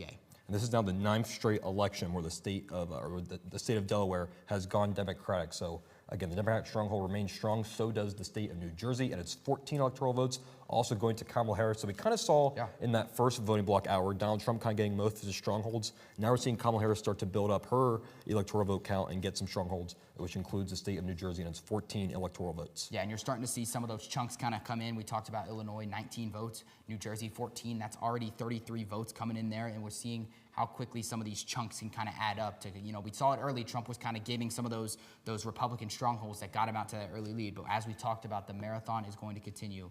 And these 33 votes that we've seen from these 2 states alone is going to keep ticking in. We're going to continue with the Kamala Harris campaign getting states, because she also got the state of New York, and it's 29 electoral votes, that's 28 electoral votes. So again, another big chunk there for Harris. She gets Illinois. She also gets New York with its 28 electoral votes. Again, just kind of building that way to try to get to that big number of 270. New York going to help Kamala Harris get to that number. Yeah, and she won that with ease. I think it's one of those states you expect every year. Same with a state like Texas for the Republicans. New York is one of those states that the Democrat campaign can usually rely on to bring in a big chunk of votes, 28 electoral votes in this year. That is no joke. That is a lot of electoral votes that can come in for the side of the Kamala Harris campaign. So now we have some more news for the Donald Trump campaign, which includes him obtaining the state of Louisiana, and it's 8 electoral votes. So again, Donald Trump remaining strong in that southeastern region. We're still waiting here on Georgia, but Florida goes Trump, Mississippi, Alabama goes Trump, South Carolina goes Trump, as well as Louisiana, and it's 8 electoral votes, another Republican stronghold state. Yeah, it's important to note how well he's done in the South. And as we talked about, some of these were expected, but even in the early polls, as we'll talk about in a bit, Trump is kind of performing in these southern states, and I think that's what the Trump campaign wanted tonight. I think that's where they kind of identified their best path to victory is through states like this. We're now going to move to the western part of the United States, as Donald Trump has won the state of North Dakota and has 3 electoral votes. And while we're on the topic of the Dakotas, we can also project, again, per the AP, that Donald Trump will also win the state of South Dakota. So 3 electoral votes for North Dakota, as well as some for South Dakota. So both of the Dakotas go to Trump. Again, not necessarily huge in terms of how many electoral votes they provide, but again, you got to win the states you're projected to get. You get 3 votes for North Dakota, 3 votes for South Dakota, total of 6 electoral votes for Trump. Yeah, we usually see those 2 states kind of stick together when it comes to their votings, which is unusual, especially considering some of these other states like Virginia and West Virginia can sometimes vary, but the North and South Dakotas kind of stick together in their voting, and you see that here again tonight. We're going to stay on the western side of the United States for our next call as the state of Wyoming, with its 3 electoral votes also going to Donald Trump. And when you talk about these states here, why it has 3 electoral votes, most of these states are rural areas, do not have high population numbers. Yeah. So that's why these electoral votes are low. But again, for the Republican path to win it, you've got to pick up all these small states because they do add up to that big 270 number, Wyoming being part of those electoral votes. Absolutely, and we'll probably see later on when we see the map, oftentimes the map can kind of confuse the maybe first-time voter or someone who's not familiar with the Electoral College, because you see all this red, especially in the middle of the country, but then, like you talked about, the Electoral College having that pathway for Donald Trump to win all these states in the Midwestern region, and it really adds up. Even though it's 3 electoral votes, if you times that by 5, you're already at 15, which can be equivalent to some of these higher-end battleground states. Well, speaking of higher-end states in terms of electoral votes, the state of Ohio is another big one. That's going to go to Donald Trump and 17 electoral votes. Important to note, J.D. Vance is from the state of Ohio, so that may have been part of the Trump campaign to win this state. J.D. Vance, it was his home state. He was the senator for Ohio, and that Republican trend will continue as state of Ohio, goes to President Trump and 17 electoral votes. The J.D. Vance, buff, I guess you could say, kind of worked on this one. I don't think this was one that necessarily was super contested, but as you talked about, when you had a state that was leaning more towards Trump and you add in the VP pick on top of that, we've kind of learned how much VP picks can win over a home state, and this one is no surprise here, but 17 electoral votes on the board for Trump. And we have one more state that we can call for you this hour, and it's the state of Texas, and it's 40 electoral votes, one of the biggest states in terms of electoral votes. Again, still technically we're referring to it as a swing state, but as pretty much a lead Republican throughout recent American history. But 40 electoral votes for Texas goes to Donald Trump and the Republicans. Yeah, Texas kind of about as red as it comes. I mean, we've kind of seen a bit of a blue kind of resurgence in these past couple years, especially when it comes to the primaries. But the Republicans always stand strong in the base of Texas every election cycle for the presidential election. So Texas, 40 electoral votes on the board, which brings us now to a pretty sizable lead in this stage of the hour. But as we talked about, there's still a lot to talk about. So here's the map. Here's where we currently sit at. Trump is sitting at a 177 to 99 lead. And like we talked about, it looks kind of deceiving on the map. You see all this red in the middle of the map. But those states, as we talked about, a state like New York and even a state like Illinois, those states add up, and we're seeing that there. Those higher value states for Harris really keeping her in this current map. Yeah, and you look out west, a lot of these states are still not yet to be called, and you really look at that west coast, particularly with California, Washington, Oregon, typically those leaning left. So lots of still big votes out there for Kamala Harris. Again, we're still nowhere close to deciding who's really even leading currently in the race. Donald Trump technically has a lead on the electoral vote, but again, it's just still way too early to call. But again, most of these states are coming in currently. Donald Trump does have a lead of 178 to 99 electoral votes, and so far, at least for me, nothing really still super shocking has come out. I'm looking right now at the key swing states. Right now, Pennsylvania is currently leaning in favor of Kamala Harris, but again, only 26% of that votes. one will be razor thin. Yes, it'll be razor thin. Only 25% of votes in for PA right now. It's 19 electoral votes. Yeah. I mean, look over, you continue with these swing states. Michigan currently leaning to Harris, but again, 12% of votes only in there. Again, this is all according to the AP. We look at Minnesota. Currently, Trump has a super early lead there, but they're still under 1% in terms of total votes counted here. Wisconsin, again, leading red right now. But you even heard Dennis Owens say it. This was in terms of PA, but he expects this to go well into Wednesday, maybe even Thursday. So I think being patient is going to be a big deal to our viewers that are eager. 'Cause you do want to know who's going to win president. It's a very exciting topic, but you got to be patient, especially in this world where you have more mail-in votes, more absentee votes. So you just got to remain patient as we wait for these votes to come in. Yeah, well, speaking of mail-in votes, part of the reason we are unsure when all the results will be announced are due to the increased rates of mail-in ballots. As the number of people voting by mail increases, so will the time it takes to announce a winner, taking extra time to count each vote both in person and what was mailed in. In the last election, we saw a massive spike of mail-in ballots due to the COVID-19 pandemic.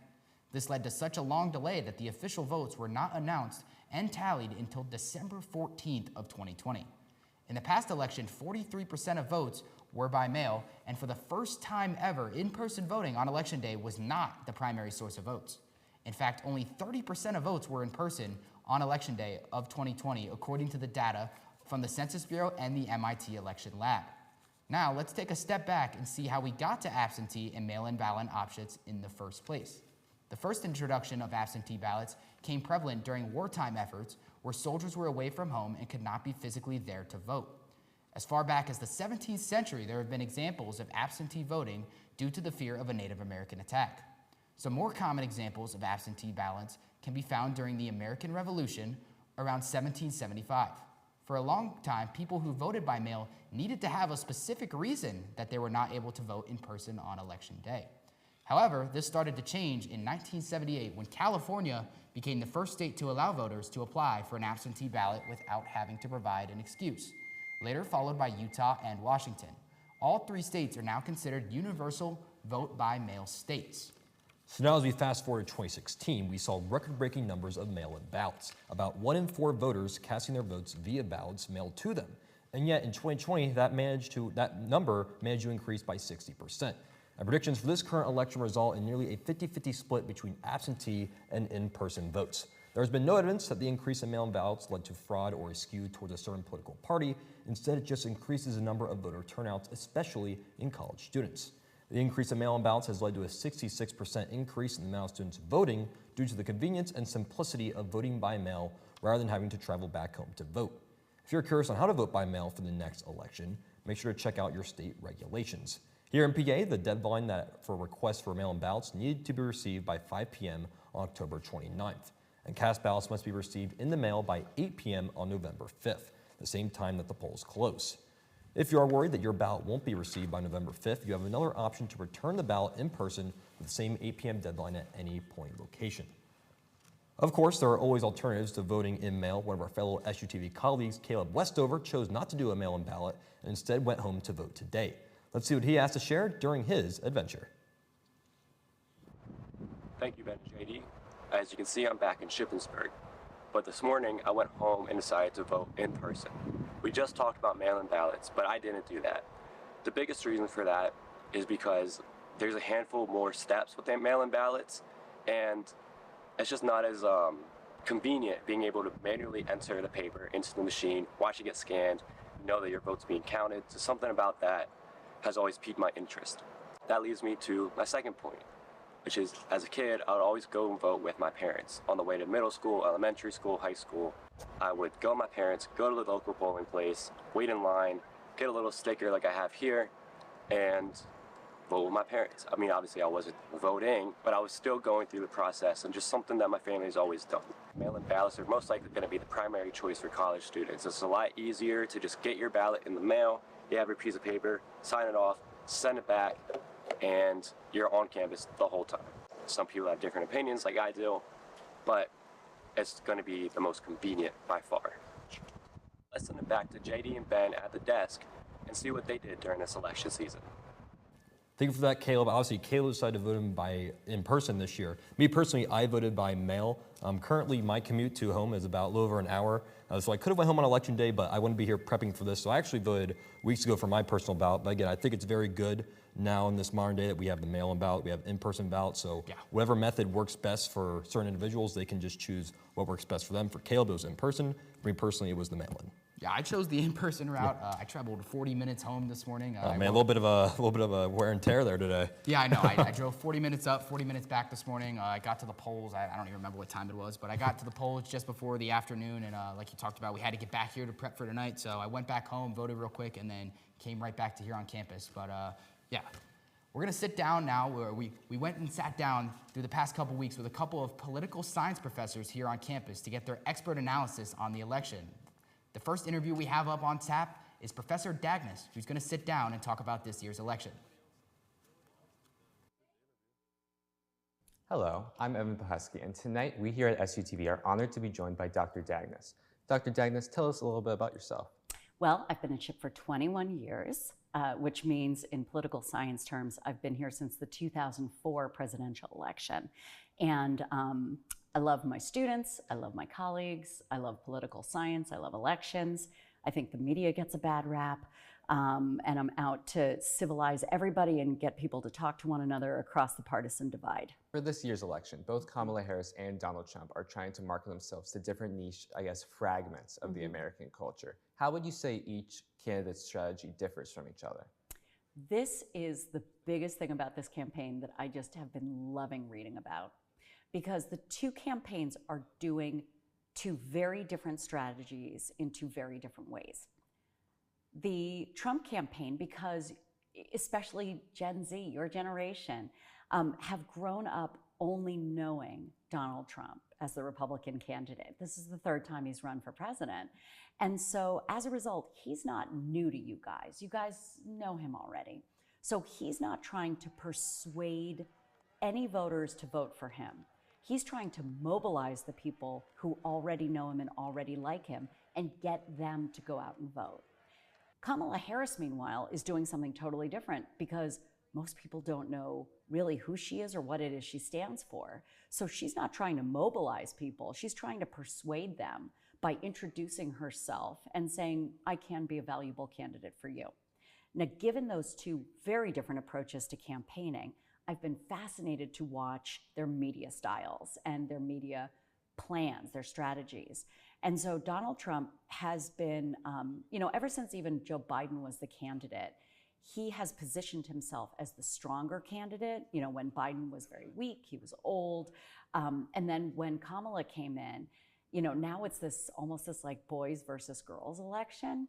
And again, masculine, right? This very sort of bro culture. And you could see that in the Republican National Convention this summer when Hulk Hogan, who's a former professional wrestler, and actually folks from WWE were there, right? It's this very masculine idea of strength, and that's what Donald Trump wants to portray, which is why recently he went back to Butler, Pennsylvania, where that was the first assassination attempt on his life. And he went back to show, hey, I'm strong, I can return back here. And I have to say, there are slices of former President Trump where his humor really breaks through. And his appearance in Butler was one of those, because he began his remarks with, as I was saying. And I thought that was it was clever and humorous and very light. He's not frequently accused of being light in his discourse. He has a rather dark vision for the future, but that really gets to his idea of masculinity, right? That he's the strong one and he can take on all of the ills. He at one point said, I alone can fix this. And so that is part and parcel of his strategy, and his media tactics have been along those lines. He's very comfortable in right-wing media, obviously, but he's been reaching out, and this is the first campaign where podcasts have been very important. So former President Trump was on Theo Vaughn's podcast. He was with the Nelk Boys, the Nelk Brothers, the Nelk Boys. I think the Nelk Brothers. Okay, fair. He was with the Nelks. And so he's been really reaching out to try and get younger male influencers, younger male voices, younger non-college educated white men, Black men, Latinos, right? And that's been very much part of his campaign strategy, and his media has followed. So that's been fascinating to watch. Meanwhile, Kamala Harris is trying to persuade voters who may be inclined to vote for her, but aren't convinced yet. And to that end, she's been reaching into very niche audiences. She was on Call Her Daddy, which is one of the most popular podcasts out there, especially for younger women. She was on The View, which is popular for older women. She has been appearing on Late Night with Stephen Colbert, which is good for older Americans, and Howard Stern, which is good for specifically men of all ages. And so she's been trying to reach out to audiences because that's where the audiences are, right? Americans don't collectively sit down now and watch broadcast news as they did 50 years ago.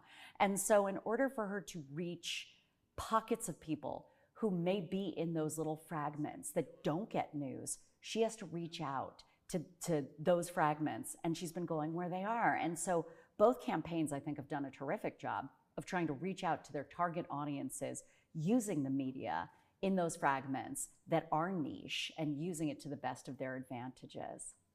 What would you say is similar to both of their strategies? I think it's trying to reach different segmentations of voters and not being beholden to, I think, what is just colloquially called mainstream media, right? It's not going to those legacy outlets like the New York Times, the Wall Street Journal, the Washington Post. Those outlets are pulling at their bald spots because they're really, really upset with the fact that they haven't done these big sit downs. In fact, Kamala Harris did a sit down with 60 Minutes. Donald Trump did not. And so, that's fine for them. But I think, as you and I know, there are a lot more outlets. Well, we want to thank Evan for getting that interview with Dr. Dagnes, who I think provides some really great insight. Yeah. The main thing I took away from her was the importance of podcasts, because we've definitely seen that take place with how both of these candidates have approached their campaign, both Kamala Harris and Donald Trump, releasing campaigns more than we've seen ever in American history.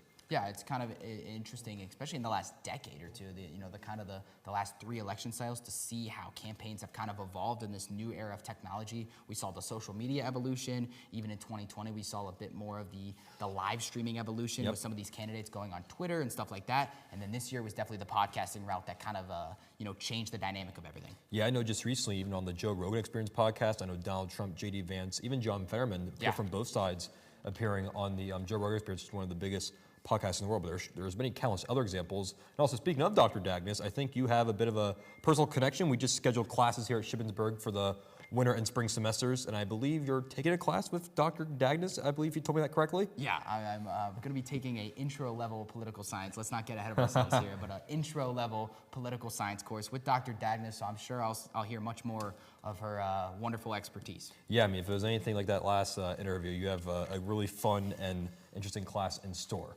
But we're going to switch gears a little bit. I've been sitting down with the SUTV audience every Thursday on our Thursday night broadcast with a little segment we called The Road to the Election. Let's take a look back at some of the most important things that got us to where we are today. Welcome back to SUTV's Road to the Election. I'm Jay DeRazio. One of the most viral moments from this year's election cycle came earlier this week when Donald Trump decided to see what it was like to work at a McDonald's, of all places. That's right.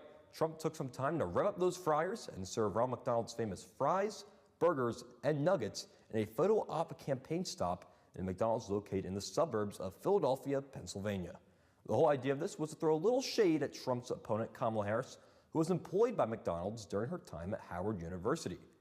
Harris is on record claiming Trump doesn't know what it's like being a middle-class American and told hourly jobs such as one at McDonald's, an establishment that claims that 1 out of every 8 Americans is or has been employed at. Overall, the campaign stop has seen its love and criticism, with some seeing it as Trump trying to sympathize with lower to middle class America, and with others viewing it as a complete troll job. Both sides pledged their arguments, leaving numerous 5- and 1-star reviews on the McDonald's Yelp page. One reviewer wrote, quote, "The fries were too salty, as if someone who lost a major election had been crying over them for an hour," end quote, while another claimed that it was the best McDonald's they've ever been to in 47 years. The older employee was extremely nice. "Make McDonald's great again, bring back the dollar menu," end quote. While the Trump McDonald's stop had headlines bustling, Vice President Harris also drew attention after an interview she did with Fox News' Bret Baier. It was by far Harris' toughest interview in her campaign thus far, with Baier asking hard-hitting questions on policy and the state of the economy and the border. Harris held her own in many of her answers, but many are questioning her tendency to blame her rival Trump for many questions she faced despite Harris and President Biden holding office the past 3.5 years. As anticipated, the interview had a mixed review, with many applauding Harris to take on such an interview that 7 million plus Americans viewed, while others viewed it as a poor look for Harris's White House aspirations. It was so fun going through all the past weeks, going back to all these segments that we did. That Trump McDonald's one, though, is one I'm going to remember for a really long time. That was just the last thing you'd expect a man like Donald Trump to be in. But hey, that just shows how much he really wants to take this. Yeah, I know it was one of those kind of funny, a lot of memes made on social media, especially for our age range of people kind of playing along with it and making lots of memes of it. But, it's kind of curious to see how these type of things will impact in these swing states and how they will affect the polls. But speaking of swing states, we're going to be joined live at the monitor right now by our SUTV member, Rylan Walls, who's going to give us a bit of an insight on a couple of these swing states. What do you got for us, Rylan? So as we all know, as we've been talking throughout this election, swing states are a major part of who wins the election. So we take a look here. These are the 7 swing states during this election cycle. We have PA with 19 electoral votes, North Carolina with 16, Nevada with 6, Arizona with 11, Georgia with 16, Michigan with 15, and Wisconsin with 10. So I want to take a look at past elections and how their swing states fared. If we take a look at the 2016 map of the swing states, we have Arizona. Trump won that state by 4.1%. Georgia, he won that state by 5.7%. And we take a look at Michigan, he only won that state by 0.3%, so not a very big margin there. And if we take a look at North Carolina, Trump won that state by 3.8%, PA by 1.2%, Wisconsin by 1.2% as well, and the lone blue state of Nevada, 2.4%. If we transition into the 2020 swing state map, you can see a complete difference here. All blue pretty much, except for North Carolina, which Trump won only by 1.3%. Arizona, Harris only won by 4.4%, and Georgia only by 0.3%. Michigan by 2.8%. Nevada by 2.4%, again, just like in 2016, and PA by 2.2%. So I want to look at the Pennsylvania map, if you want to scroll down on the prompter there. In 2020, President Biden won our home state of Pennsylvania by just 80,000 votes. Now let's take a look at how things are shaping up by county for this 2024 election. Can I get the PA? Yes, perfect. So if we take a look here, you can see all this blue on the eastern side of Pennsylvania. This is big for Kamala Harris. She needs these counties in Pennsylvania in order to claim this election. But you can also see a lot of red. But I can definitely see all this blue staying here due to a comment made at a Trump rally about Puerto Ricans, it being a floating pile of garbage per se. So I think that could have a huge momentum for Harris, as there are about 600,000 Puerto Ricans in the state of Pennsylvania. And I think that's going to be about it if we want to send it back to JD and Ben. Thank you so much for that, Rowan. Breaking down the past again, the big vast change between 2016 and 2020 for both these candidates with the swing states in the two belts is just so well and important. And quite frankly, and I think in both of our estimations, it's going to really what decides this race. Yeah, we talk about it. The two main things that you hear all the time is the Sun Belt and the Rust Belt, which is down south in the Sun Belt with your Georgias and your Nevada and your Arizonas, and then up north with the Rust Belt with your PAs, Wisconsin, and your Michigans. So I think it's going to be important, as we talked about. The reason Trump was able to take 2016 with convincing fashion as well was the ability to take almost every one of those swing states, and we saw the exact opposite in 2020 as well. Well, we're approaching the 10 o'clock hour, which means we'll have more polls closing, which means we'll have more state calls for you shortly. But for now, it's going to conclude our second hour of coverage here for election night in Shippensburg. We'll be back after this short break with more coverage. If you're buzzed and doing this,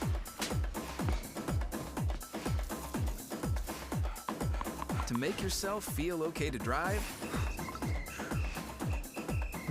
ZWX.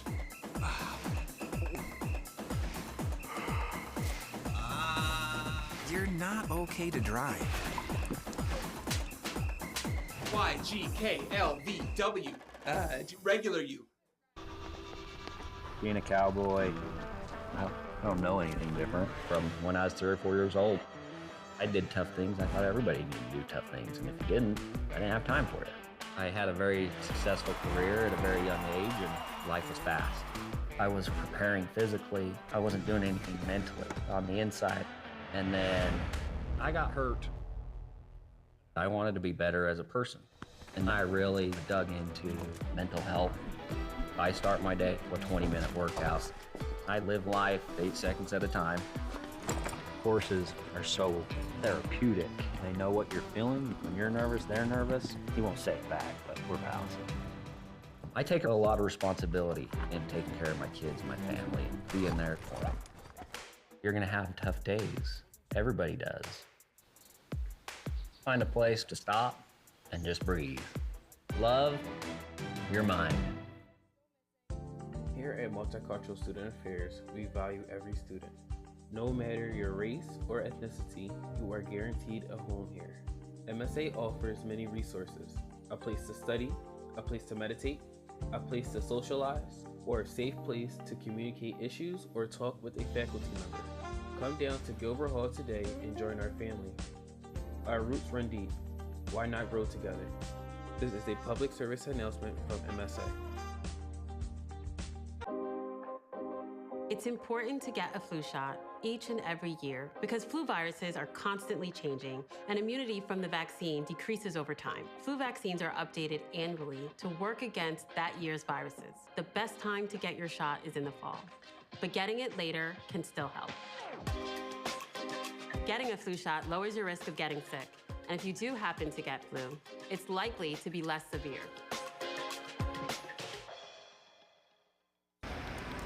Hate is loud. It gets clicks. It gets attention. Hate, however, is actually quite small. But love. Love is the majority. Filling up something far more important than any feed. Love fills our hearts, our lives, our every day with understanding, empathy, and compassion, leaving hate to become what it truly is, a whisper.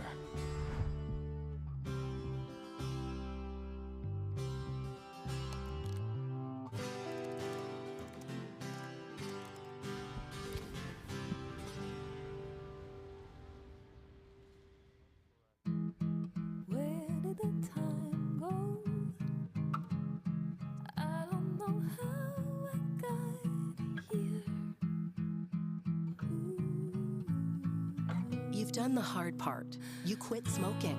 Now do the easy part and get scanned for lung cancer. If you smoked, you may still be at risk, but early detection could save your life. Talk to your doctor and learn more at savedbythescan.org.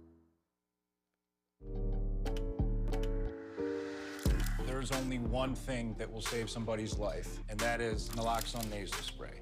Get 911 on the phone, get the emergency responses there on their way. Mom, I got it.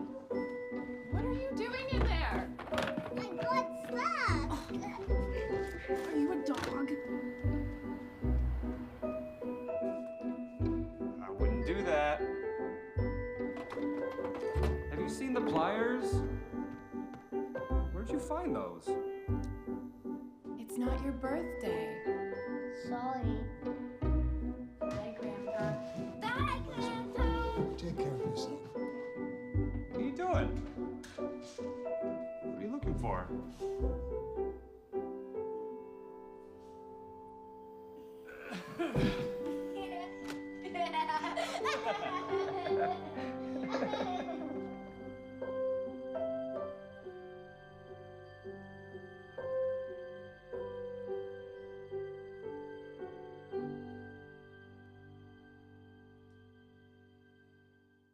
How much difference can one vote make? Since 2023, more than 60 U.S. elections have been tied or won by just one vote. So this fall, your friend could be the tiebreaker. And that could make all the difference. People are more likely to vote when encouraged by a friend. So use your power to decide this election. Make sure you're good to vote and encourage your friends to make a voting plan at votevotevote.com.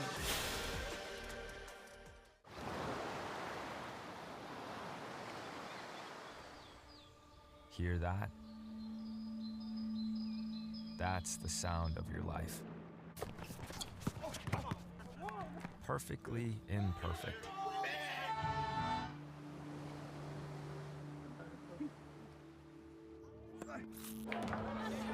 Beating in rhythm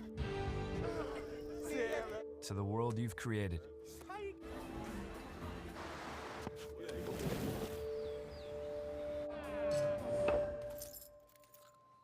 But every time you drive after drinking,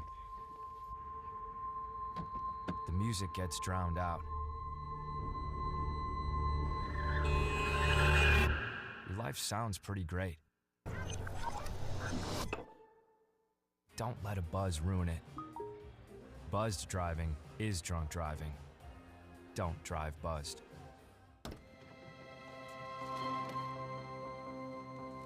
The impact of a meal goes well beyond feeding our bodies.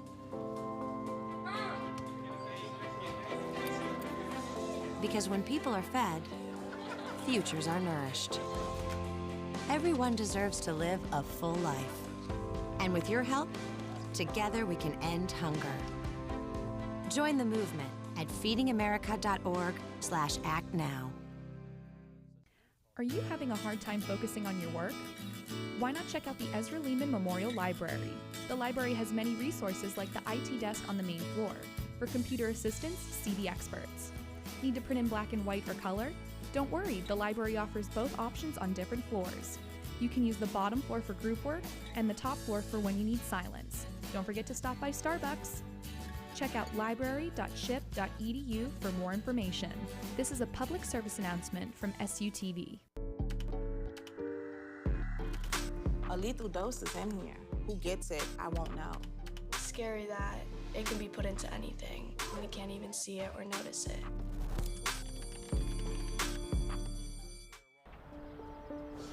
I immigrated to America when I was 20 from a country called Uruguay. I have two careers. I'm in the Army Reserves, and I have a civilian career as an engineer. And I have two wonderful children. Every day is a challenge to make sure that the time that I have, I spend with them. It doesn't matter how tired you are, you have to be there. You have to be present for them. You have to try to teach them. When they learn something new and it just clicks in their brain, I just realized I could do this. And you can just see in their faces. It's such an incredible moment. It's those moments that are my favorite.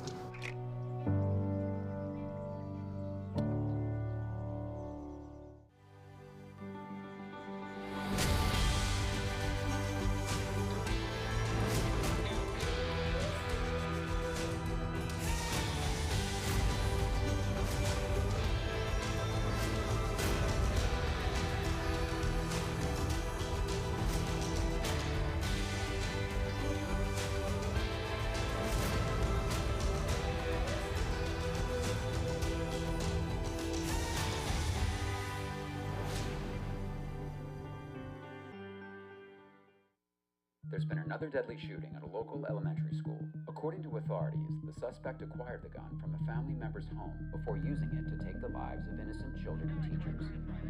Store your gun securely, locked, unloaded, and away from ammo.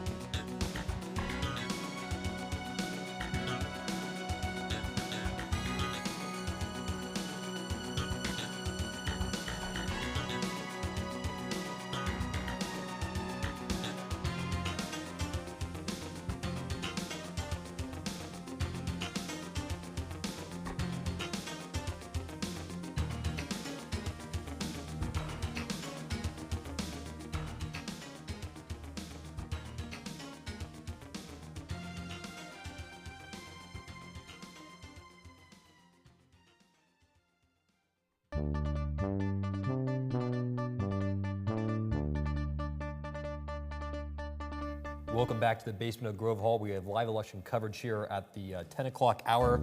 We have more state calls coming to you in this 2024 presidential election. We're now projecting the state of Nebraska, which does get a little bit interesting. Nebraska has 3 of 5 electoral votes as a district setup. Just the general 3 electoral votes for Nebraska is going to go to Trump. The other 2 district votes are still too early to call, but nonetheless, 3 of the 5 electoral votes going to Trump in the state of Nebraska. Yeah, and I think Nebraska is one of those states that maybe doesn't get talked about enough, but those districts are so crucial in this election, especially that 2nd district, which we will learn more about later tonight. That 2nd district allows the Harris campaign to potentially have a pathway where if they win all 3 of the Rust Belt states, that would get them to exactly the 270 margin. So this, even though Nebraska and Trump won the statewide electoral votes, those districts can be so important to the Harris campaign. Absolutely. We have more states to call. These are going to go for Donald Trump as the state of Missouri, and it's 10 electoral votes go to Donald Trump. Once again, Donald Trump is claiming the few states he has left. In terms of states on the map, in terms of Republican strongholds, there's not too many left. These are kind of the last few of that section, Missouri being one of them, the 10 electoral votes going to Donald Trump. Yeah, and we're kind of hitting that point, like you said, where we're going to start getting some of these numbers in, especially on the West Coast, and potentially some of those Democratic strongholds. But like you said, Trump performing well in these strongholds where he was supposed to. So the Trump campaign has to feel good about where they're at this current hour of the night, considering they've won everything they're supposed to win. Yes, speaking of states that they're supposed to win, the state of Montana is officially going to be calling out the 10 o'clock hour. That's going to Donald Trump, and it's 4 electoral votes. Pretty much a similar story to Missouri, the Nebraskas, the Dakota states we talked about earlier. These states heavily favor Republicans. Again, not heavily populated states, hence the only 4 electoral votes. But again, nonetheless, Trump gets those 4 electoral votes from the state of Montana. So interesting to see, too, with states like Montana, only 2% of the vote in right now, but they're already able to call a state like that just because of how these county maps get separated and how easy it is to look at the exit polls and stuff like that can make someone like the Associated Press able to make a call so early. Yes, and very similar story going on a bit south of Montana when you look at the state of Utah, which has officially been declared for Donald Trump right now with less than, I don't even think, yes, the AP doesn't even have a whole percent of vote in, but they can just call it so early. It's kind of fascinating how some of these calls can come in, but again, we're using the AP to make these calls today, who have pretty much as clean of a track record better than us as you can for most of the outlets. So that's all the state calls we have as of now. And now we look at the current map and the current electoral votes total. Donald Trump currently have 198 electoral votes, Kamala Harris with 99. Looking at the states that's left, if you look at the left side of the map there, California, Washington, Oregon, these are states that favor Kamala Harris. Those Democratic strongholds have not been called yet. So it looks like it's a massive lead for Trump, when in reality, this thing is shaping up to be pretty close. And we said it time and time again, the Rust Belt, the Sun Belt, going to decide this election. And currently, I want to provide some updates on those states. Again, just want to make it clear, we're not calling these states. These are just purely updates. Currently, Pennsylvania has 47% of the vote in, and Donald Trump is leading just by, quite frankly, a couple hundred of votes. It's currently 50.2% for Trump, 48.9% for Harris. So we still have half of the vote left in PA. And if you're just joining us now, we actually had the chance to talk with Dennis Owens of ABC 27 News earlier, and he told us that he expects Pennsylvania to take a while, potentially Wednesday. He even said potentially even into Thursday. So if you're looking to see how our home state is going to go, you better grab your popcorn and get comfortable, because it might take a little bit longer than you may have been initially anticipating. And I think as well, we also heard from Governor Josh Shapiro early on in the second hour as well. And, hearing him also talk about how, just reiterating the patience and just being able to keep, that dignity in the voter, pride and being able to hold on to that and just trust the process of these voters. But yeah, as you talked about, the early on indications are this race is going to be about as close as we could have expected. I have some more updates for some of these swing states. The state of Georgia, we're not calling it yet, but in terms of all the swing states, I think Georgia might be one of the first to get called. Currently, 81% of the vote is in. Currently, Donald Trump is leading the state of Georgia by 5% vote margin. Again, currently still too close to call, but with 81% of the vote in, it's currently favoring towards Donald Trump. The state of Michigan, only 17% of the votes are in, so we still have a long way to go in the state of Michigan. Currently, Kamala Harris leads by a 2.3% margin in Michigan, but again, only 17% of the votes are in, so we still have a long, long ways to go. And again, we weren't really sure how we started, how long this election will go. Now that we're kind of at the 2-hour mark, we're kind of getting the vibe and the impression that this thing is not going to be called anytime soon, maybe even Wednesday, Thursday, potentially even into Friday. Yeah, absolutely. Well, the president is not the only position up for grabs tonight. as many Senate races and House races are underway tonight. SUTV's Noah Gilliam shows us some of the most important Senate races to keep an eye on tonight. Hello everybody, this is Noah Gilliam with SUTV, and I'm here doing coverage of the Senate races that are going to be happening in the United States this year. The first state that I'm going to be covering is the state of Montana, in which the incumbent, Jon Tester, is running against Tim Sheehy, who is a Republican. While Jon Tester is a Democrat in the state of Montana, it is going to be quite difficult for him to win because of polarization of the state. The next state that I'm going to be covering is going to be the state of Texas, in which currently incumbent Ted Cruz is going to be running against Colin Allred, who is a Democrat. And in 2018, Ted Cruz was facing a very difficult Senate race because he was going up against a very prominent Democrat in the state, Beto O'Rourke, in which he only won by a few percentage points, and currently he is polling 3.8 percentage points ahead of Colin Allred in the polls. This could be a very interesting state because of polarization and also how it is a Republican stronghold that can maybe flip Democrat. The next state that I'm going to be covering is the state of Ohio, in which currently incumbent Sherrod Brown is going to be running against Bernie Moreno, who is a Republican. Sherrod Brown has won multiple times in the Senate and is currently polling 1.6 percentage points ahead of Bernie Moreno. And it really shows how polarization has also impacted the state of Ohio, considering it is currently leaning more Republican on the presidential ticket, but could go differently for the Senate. The next state that I'm going to be covering is the state of Nevada, in which currently incumbent Jackie Rosen is going to be running against Sam Brown.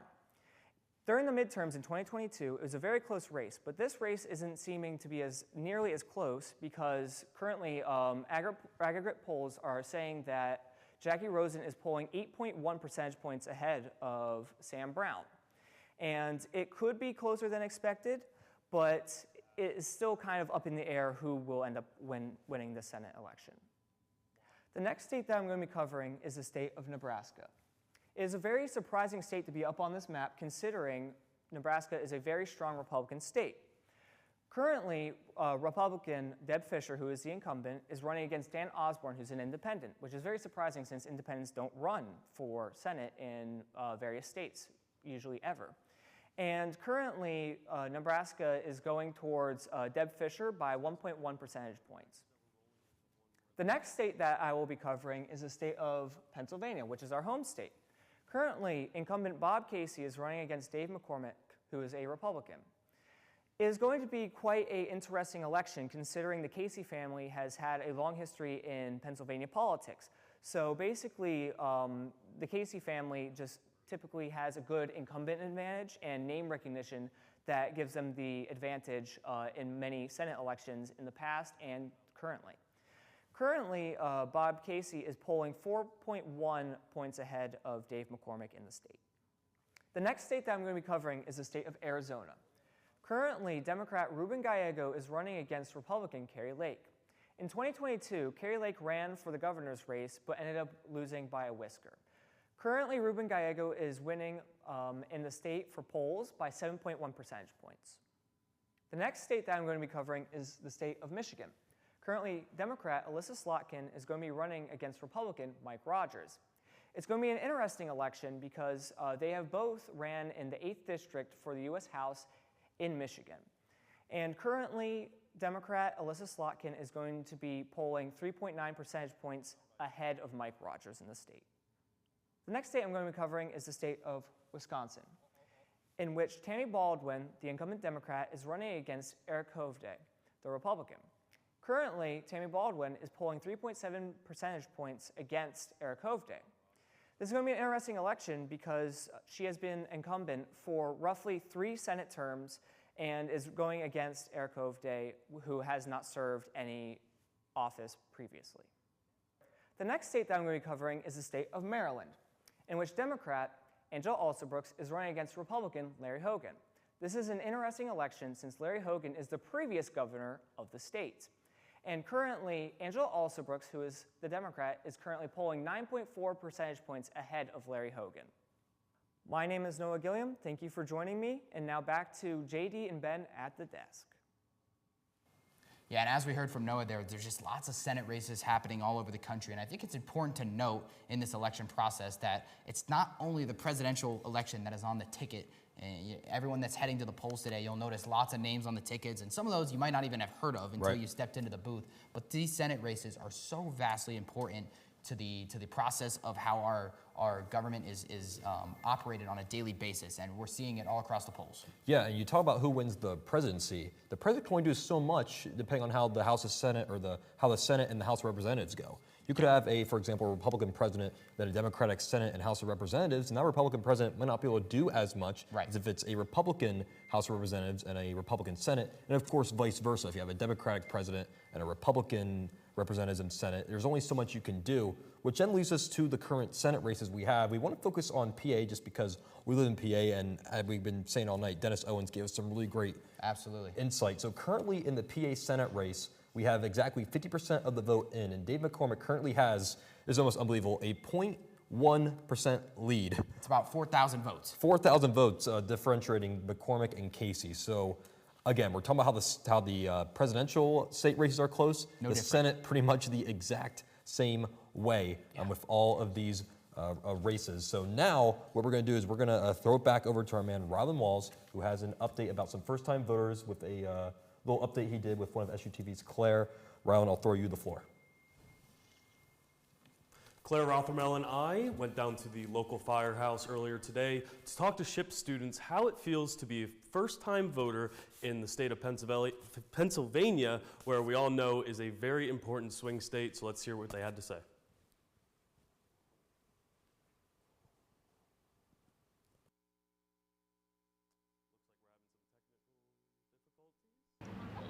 I'm Claire Rothman with SUTV News, and we are going around Shippensburg asking voters what brought them to the polls and what key factors went into their decision-making process. Jasmine, how does it feel to be a first-time voter in PA, knowing that it is such an important state in this election? I think it feels great, you know, my vote, you know, every vote matters, I feel like, so yeah. Feels pretty weird because we're like such an important state to be in for this election and like every election. So that it's like pretty weird to like think that like my vote, it's like kind of more important than other people's vote. But yeah, I'd say it was a pretty fun time in there. It felt great. It felt great actually being a participant in the election. I mean, nothing too special, I guess. It's just what everyone else gets to do. It's right, so. Good. Feels good. Yeah. Well, I'm from Iowa, and you know, I registered here because I do plan on living here. And I think back in my home state, my vote wouldn't be as important as it is here, so I'm happy to vote here instead of Iowa. I mean, it feels pretty good to me because personally as a black man in America, like I would like someone that likes me for who I am, is not going to treat me differently for what I look like, but also just other groups of people that don't identify with the way that they identify. Like, this feels great, and I hope I get it my way. It's so nerve-wracking, I'll be real. I got so anxious coming here, but I'm so glad I voted. It actually feels amazing. I'm very anxious, I will not lie, but I want to keep my rights, so you gotta vote. Honestly, it's really empowering. It feels really nice to have my voice heard, and to be such an important influence on this election is such a privilege, honestly. It feels awesome to have my voice like heard and matter in such an important election, so yeah. I mean, it feels good, I would say. I mean, a lot of it just became like, I didn't realize how big of a deal it was until I started really paying attention and seeing everyone around college saying it's so important to vote. It feels very empowering, you know, being one of the most electoral college voting states, and it being a swing state, it just feels a lot more important, you know. I feel like it's just a duty to get out and vote. I feel like it's very important. It's also scary at the same time because our votes kind of mean the most, so it kind of decides on who wins. So it's very important, but it's also scary at the same time. Thank you for joining me and Claire Rothermel on Election Day coverage here at the Vigilant Hose Company. I want to thank all the SHIP students for coming out and voting today in this important election. Now let's send it back to JD and Ben at the desk. Thank you, Riley and Claire, for getting us together. It's always nice to hear from the SHIP students, especially as other students ourselves, to hear some of our colleagues and even classmates talking about what matters to them, especially all of us being first-time voters. Us included. Yeah, this is going to be an election that we remember forever, no matter which way it goes, just being this is the first time that we're able to participate in an election, to let our voices be heard. And I think that's been kind of a trend in this campaign, as both candidates are trying to appeal to these younger voters. And it's always just nice to hear from fellowship students in issues such as the election. Yeah, and you know, it's one of those things too where, you know, since it's our first election, I think it's always often we see with a lot of things in life where you always compare stuff to your first time. So in this instance, for our first election, we're always going to think back to how things were in this 2024 election and our first time voting. But it's also crazy to see all the impacts that this election will have on generations to come. And that goes beyond just us here in the United States. Absolutely. Speaking of, we sat down with our second professor of our interviews, Professor Bailey, to learn a little bit more about this year's elections and the impacts it'll have.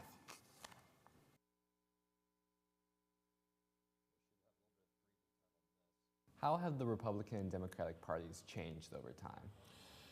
Well, that's a really big question. It depends on what you mean by over time. So I'll probably give you more of a history lesson than you need.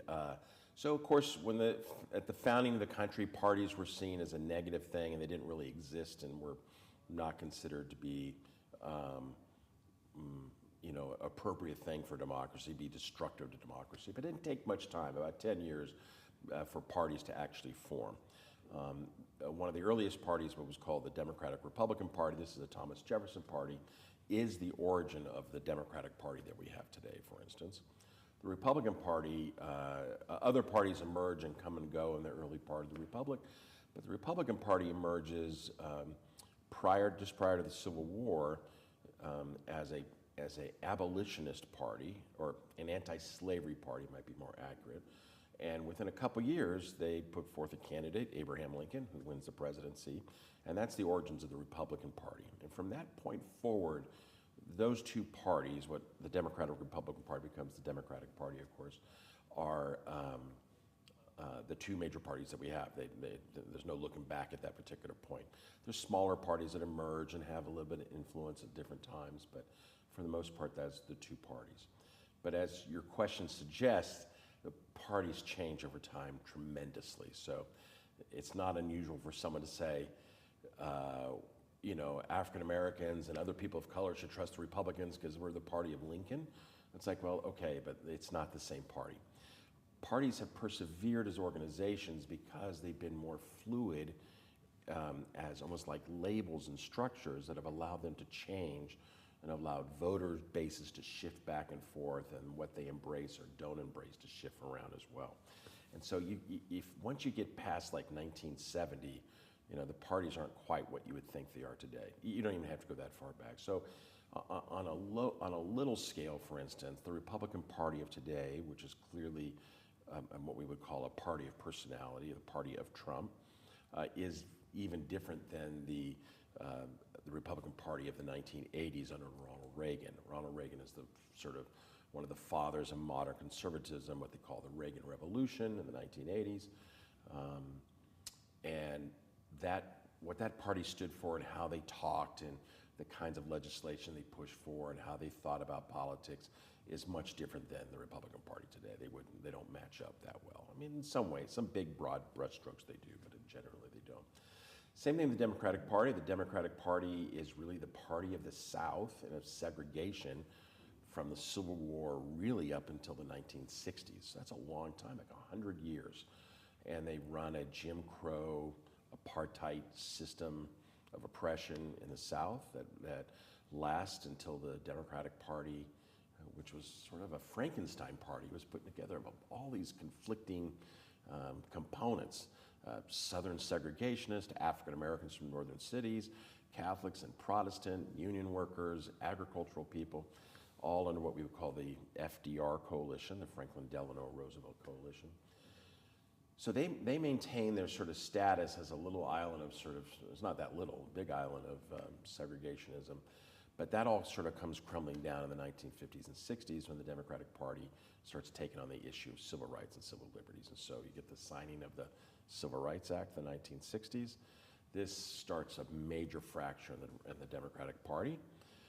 Other things happen along. The Republicans adopt a sort of a race-based approach to elections called the Southern Strategy in the 1970s.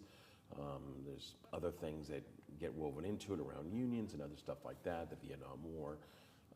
And what we get is the South transforms from being solidly Democratic to now being solidly Republican.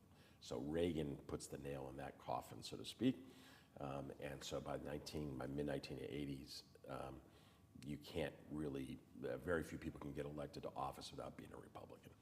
I mean, think about West Virginia, not to ramble on, but you think about West Virginia. West Virginia voted for John F. Kennedy in the 1960s. I mean, it was a solidly Democratic state.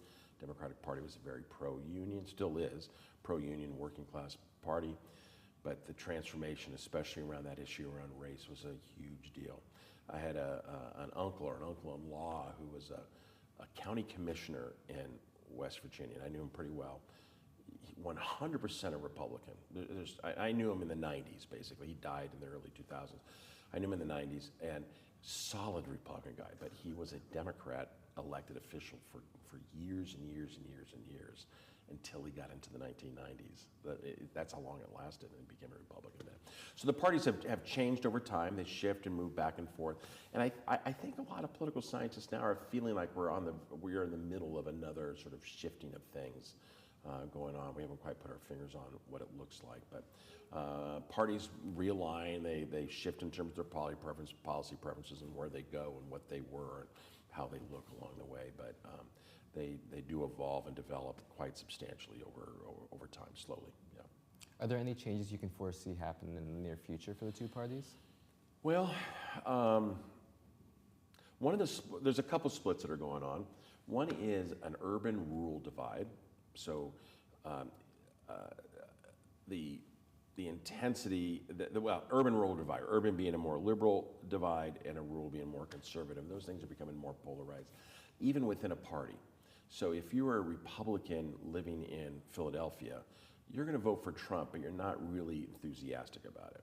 But if you're a rural person living in, I don't know, Orrstown, Pennsylvania, you are very enthusiastically Trump, right? And vice versa. The same thing with the Democratic Party.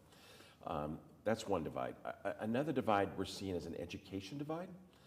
This is kind of emerging. We don't have it fully understood at this point, but where the Democratic Party used to have a more working class constituency, especially around what we call educational attainment, like whether or not you have a college degree or not.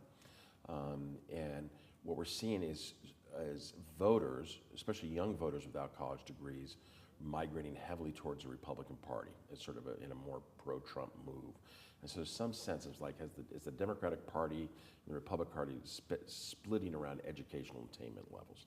It doesn't mean if you have a college degree, you're not going to vote for Trump. That's not the point, but the numbers are really shifting. There's also at least some initial glancing. Again, we haven't looked at it fully, of especially around gender. So there's always what we call a gender gap, a gap between how women and men vote.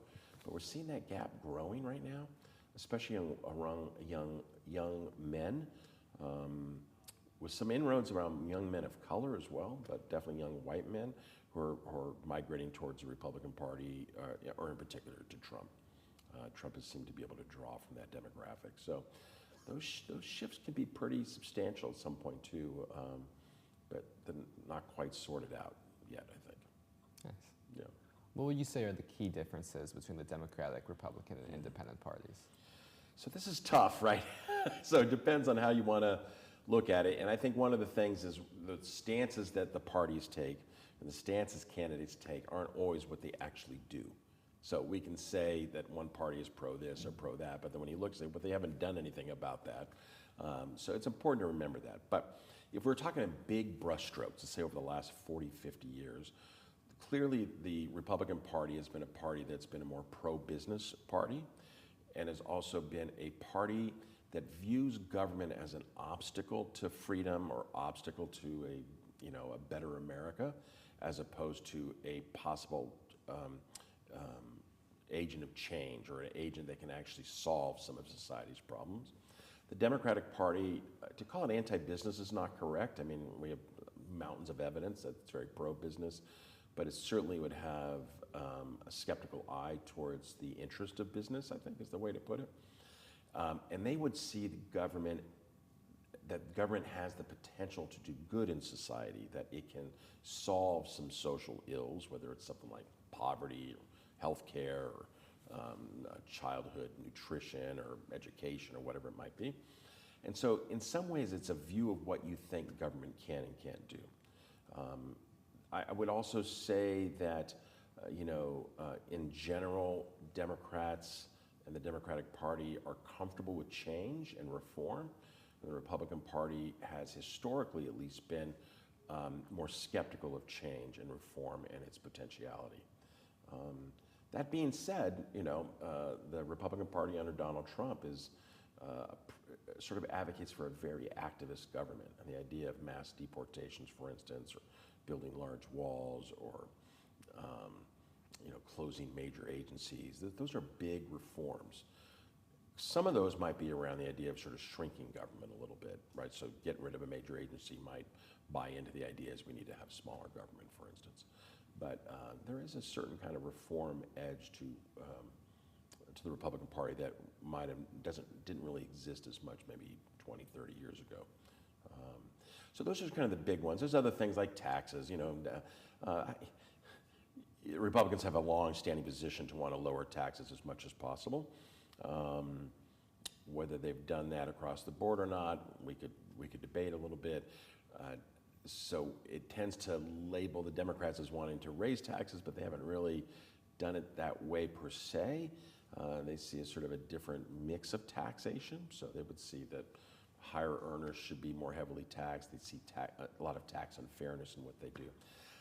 And the reason why I think, it's not pro-tax, anti-tax is because cutting taxes is a great campaign slogan, right? It's a great promise, like, I'm going to lower your taxes. Everybody wants their taxes lowered, regardless of your political orientation. So Democrats have had to embrace tax cuts as part of their campaign strategy overall, but I would say that they're more comfortable with realigning or raising taxes or shifting taxes, where in general Republicans have pledged heavily over time not to raise taxes under any circumstances.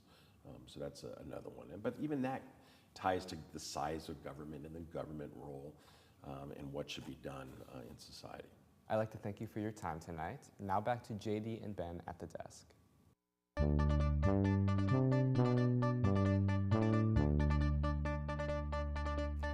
We want to thank Dr. Bailey for his time with Evan, but right now at the current 10:30 hour, we have more state calls that we can now project. Again, using the AP poll and projections, we can now project the state of Colorado will go to Kamala Harris and its 10 electoral votes associated with it. Colorado, again, one of the few strongholds left in this race has yet to be called. A decent amount of electoral votes, 10 goes to the Harris side of the ballot. Yeah, 60% of the votes are in for the state of Colorado, and she holds a 13% lead in the state of Colorado, so AP is able to project the state of Colorado going to Vice President Kamala Harris. And we have one more. Well, it's not really a state that projecting, but it's a District of Columbia, the area that Washington, D.C., the nation's capital, resides in. Yeah. It's 3 electoral votes go to Kamala Harris. Again, that's a District of Columbia for Harris, and it's 3 electoral votes. So if now we want to switch over to the map to see where we're at currently with this election, where each candidate stands, while they get to that, but there it is right there. So currently, Donald Trump with 198 electoral votes, Harris with 112. Again, right now it looks like a significant lead for Trump, but again, we can't stress enough that far left West Coast side of the country. Yep. California, Oregon, Washington are expected to go Democratic. Again, we're not calling that yet, but those are heavily expected to go in Harris's favor, which when you do the mental math for that, that's going to put this race nearly even, and it's really going to come down to those swing states once again and again. We're going to keep up to date with polling numbers, but again, we're not in a position where we can call any of those states left. But Colorado, District of Columbia go to Harris. Currently, Donald Trump 198 electoral votes, Kamala Harris with 112. As I just mentioned, tonight's election go beyond just tonight, as we have seen in recent elections. But things were not always that way. With more on the closest election in history and the biggest blowout in election history is SUTV's Claire Rothermel. In today's political climate, it appears that every election will go down to the wire. But one U.S. election gave Americans a result they will never forget. One of the closest and most contentious elections in U.S. history is the presidential election of 2000 between George W. Bush and Al Gore. This election was not only incredibly close in terms of the popular vote, but also resulted in a legal and political battle that lasted for weeks after Election Day, with the outcome ultimately determined by the U.S. Supreme Court. The race was extremely tight across the country, with neither candidate securing a decisive victory on election night. The key battleground state of Florida would decide the election because its 25 electoral votes would put either Bush or Gore over the 270 electoral vote threshold needed to win. Initially, Bush led Gore in Florida by a margin of just a few hundred votes, triggering an automatic recount under Florida law. The recount process was chaotic, as different counties handled recounts differently, leading to disputes over so-called hanging chads, partially punched ballots, and butterfly ballots, which confused voters in some areas. The battle over the recount dragged on for weeks, with both campaigns filing lawsuits. Gore's team requested manual recounts in 4 Democratic-leaning counties, arguing that many votes had been miscounted. Bush's team countered that these recounts were arbitrary and would unfairly advantage Gore. The legal battle escalated to the U.S. Supreme Court, which took up the case Bush v. Gore. On December 12th of 2000, the court ruled in a 5-4 decision to stop the recounts, effectively awarding Florida's electoral votes and the presidency.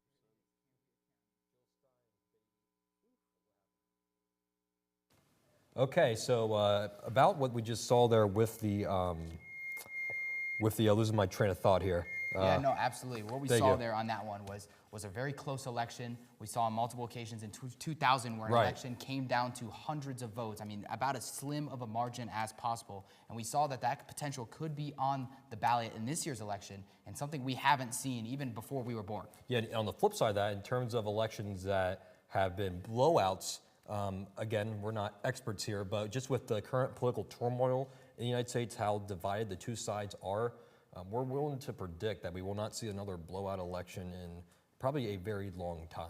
Just with the way the current state of the country is, whether it's for better or for worse, that's up for the people to decide, but we're never going to see a blowout election like we see in years past, probably for the foreseeable future. Yeah, that blowout election is kind of a thing of the past. I mean, we've kind of see it, you know, there's been instances even like 2012 and 2016 where I think a lot of people would consider them a blowout loss, but if you really look at some of these previous elections way back in the day, I mean, there are elections where a guy has only won 1 state or 2 states.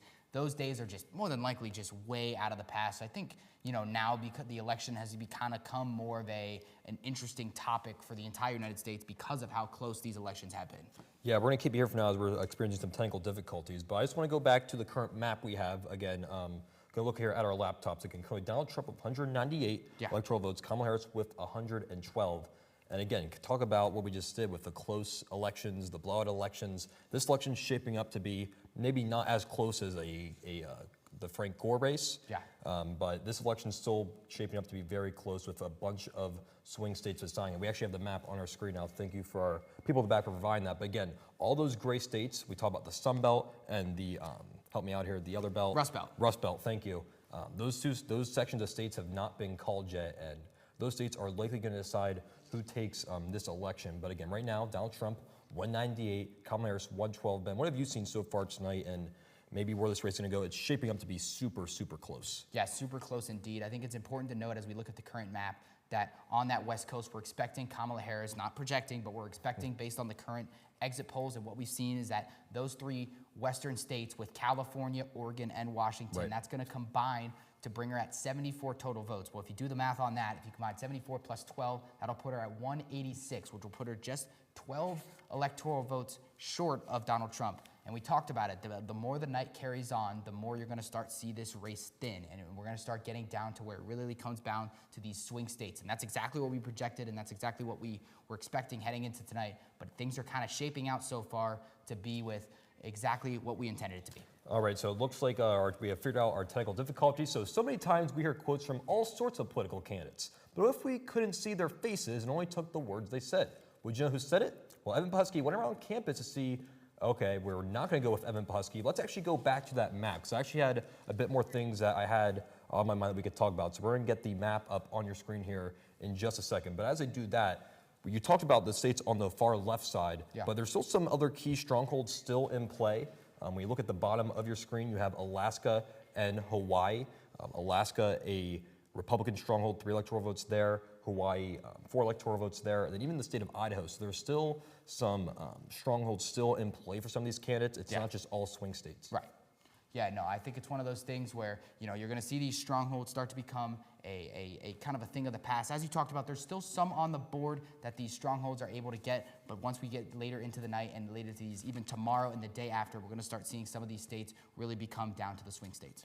Well, actually, so we're going to talk about the ages of presidents now, because it's always a hot topic come election season. With more on that is SUTV's Jack Weaver.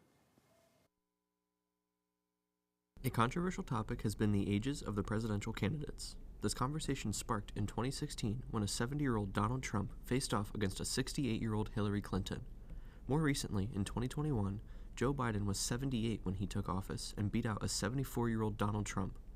With Trump leading the Republican Party for the 3rd straight election, now 78, his age is being brought into question, the same way he had questioned President Biden in 2020. And I actually call for a cognitive test for all people wanting to run for president. I think not based on age. Some of the greatest leaders in the world, and I'm not 80, and I'm not that close to 80, but in the Biden case, he's 81 or 82, and that's okay, because I know people that are unbelievably successful. Trump's opponent tonight, Kamala Harris, just turned 60 on October 20th. While it may seem like Harris is younger, even at 60, she is still higher than the median age of a president when they enter office, which is 55. Politicians as of late have been known to be older, like Senate Minority Leader Mitch McConnell, who is 82. While there is no issue with having an older representative in government, concerns have been expressed that the veteran generation in politics is out of touch with the younger group's issues. Historically, the youngest president at the time of inauguration was Theodore Roosevelt, who was 42. On the other hand, up until 2016, Ronald Reagan was the oldest president when inaugurated, starting his first term 2 weeks before turning 70. With President Joe Biden now eclipsing the 80 years old mark, some voters look towards Harris for her youth when in comparison to Trump. Former President Trump chose a very young running mate in J.D. Vance, who is only 40, while Kamala has chosen Tim Walz, who is only a few months older than his election partner. Harris even promoted that she would release her medical records to the public to show off her well-being, which she then released on October 12th. Former President Trump has promised to release his as well, but has not done so yet. This also raises concerns towards Trump's side, since voters are aware of his age but are not able to know if his health is as good as he says it is. Even in 2020, at the time candidate Joe Biden showcased his medical records to stomp any concerns voters might have had towards the aging candidate. Biden's age has been showing as of late. With his career in politics spanning such a long time, it's easy to see when he had started to lose his natural spark that he brought when he was a senator or vice president under former President Barack Obama. When Biden initially planned to run again this year, voters were weary of voting for him, thinking that he could not handle the presidency for another 4 years. Those concerns went away when Biden then dropped out of the election. While the candidates' ages are very different, both Kamala Harris and Donald Trump have proven they are prepared for at least the next 4 years, and both are ready to prove that age is just a number. For SUTV News, I'm Jack Weaver.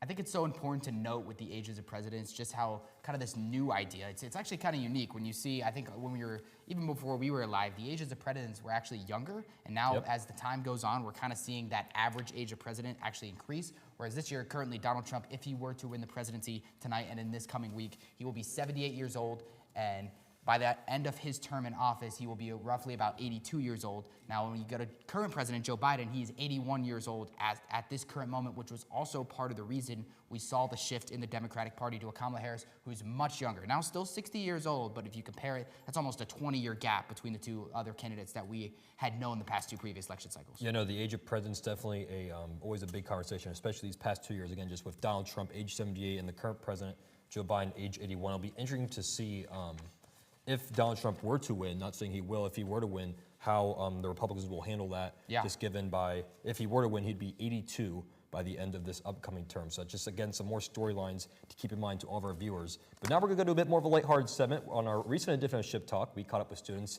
during our Rita's fundraiser to see if they could find the difference between former U.S. presidents and former Shippensburg University presidents. Let's see how they did. Hello everyone and welcome to another Ship Talk, and today we got a real special one for y'all. We're at SUTV's fundraiser where we're selling Ritas to Shippensburg students, and we have a special little game they can play to win one free Ritas cup. All they gotta do is guess who's a Shippensburg president and who's a real life US president. And if they get all 6 right, free Ritas for them. So let's see how they do. Shippensburg, U.S., U.S., Shippensburg,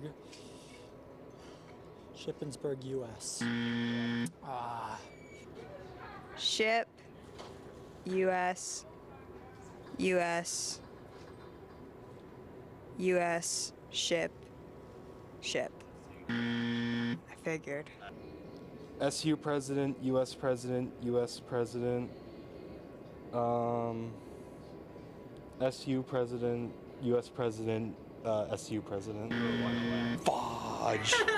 Ship president, U.S., ship, U.S., U.S., ship. I think that the first one is an actual president. I think the next one is, ship president. I'm gonna go ship president, and actual presidents for the last two. Right, that was incorrect. This is ship. This is ship. This is U.S. This is U.S. This is ship, and that's also ship. No. This is ship. This is U.S. Did you say that? I think this is U.S. This is U.S. Ship. U.S. Did you say that? No. Shippensburg president. U.S. president. Oh my God. Strikes me as a Shippensburg president.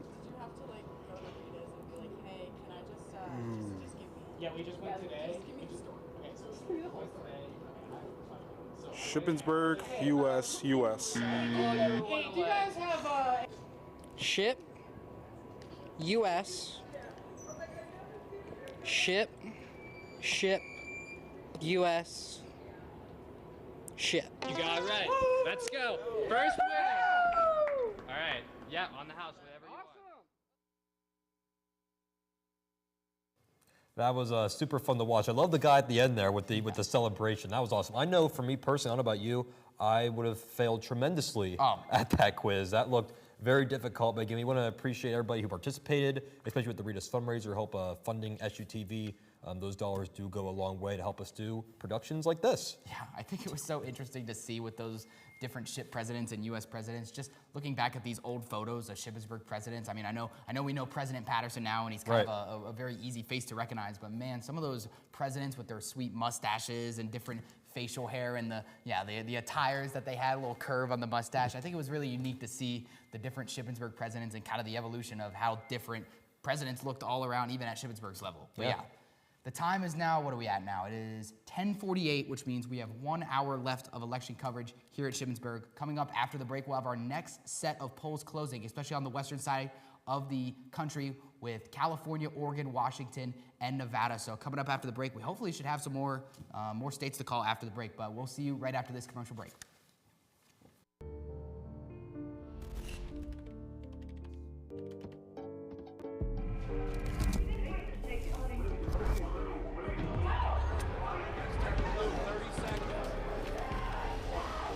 I'm an ex-drug dealer, and I'll be your sub today. Can you see anything different as a pill? No. You don't know? Fentanyl is being mixed into everything now. There's only one thing that will save somebody's life. That is naloxone nasal spray. Fentanyl, it's cheap, it's potent, and it's profitable. Why would drug dealers put a lethal dose of fentanyl in drugs if they know it's so harmful? Really just all about the money. I just didn't realize that one pill could change your whole life. More kids should know.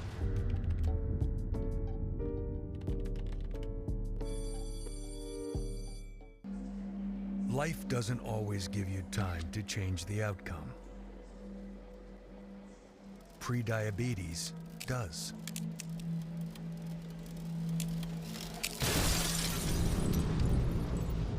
One in 3 adults has prediabetes, and you could be one of them. There are usually no signs for prediabetes. so it's important to understand your risk. With early diagnosis, prediabetes can be reversed. And you can change the outcome. Take the 1-minute prediabetes risk test today. Go to doihaveprediabetes.org. Are you failing a class or don't know what you're doing? You're in luck. Shippensburg Primary Academic Resource Center is free to all SHIP students. The Student Success Center, also known as the Learning Center, is located on the first floor of Mowry Hall. The center provides a variety of services, including course-based tutoring, writing tutoring, and learning specialists. To schedule an in-person or Zoom appointment, visit the Student Success Center collaborative website, ship.campus.eab.com. I'm Will Nicholson with SUTV. My biggest fear in the middle of my addiction was that I would never be able to get over it and that my kids wouldn't have a father. I overdosed on heroin and I lived. And I started thinking, you know what? This isn't my story. For the longest time, fear held me back from ultimately being who I wanted to. I found the fatherhood program and it was one of the best decisions I've ever made in my life. My desire to change had finally outweighed my desire to stay the same. I felt powerless for so much of my life that it's important to me that my kids are empowered and truly believe that if they can think it, they can do it. I definitely had to become a better man to be a better father.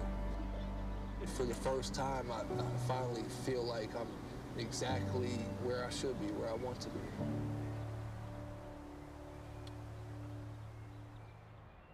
I debate all day. It's what I do. But there are some things that are undebatable, like your mental health, my own mental health. I was in a dark place when my brother passed away in a car accident. I've never been more devastated than the day I lost my mom. I was depressed, miserable, in ways I never imagined. I reached out, and my sisters came. My pastor, my therapist. They helped me get through it. I found that the more I spoke up, the healthier my mind became. The chaos that was in me began to subside.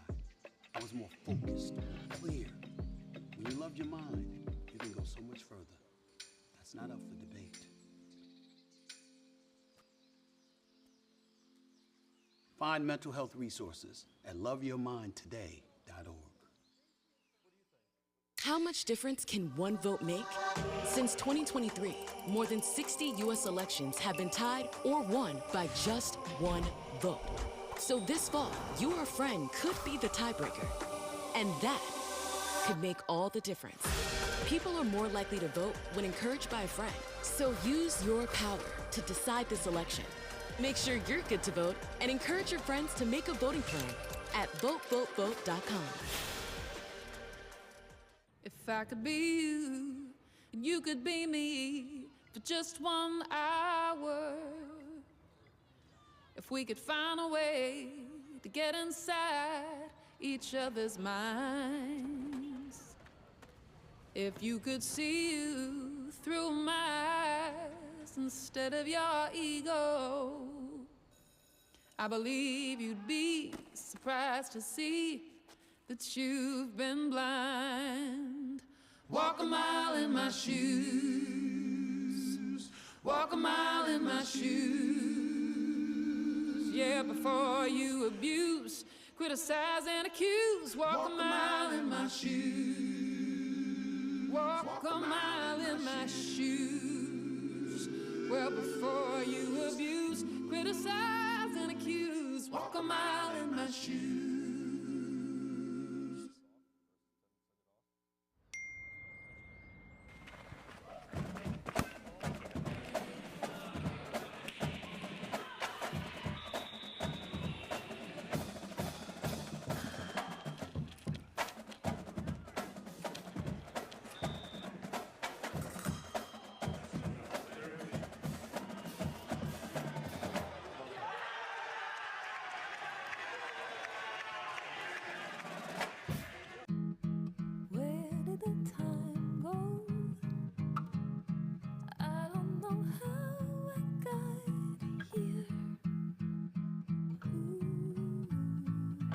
You've done the hard part. You quit smoking.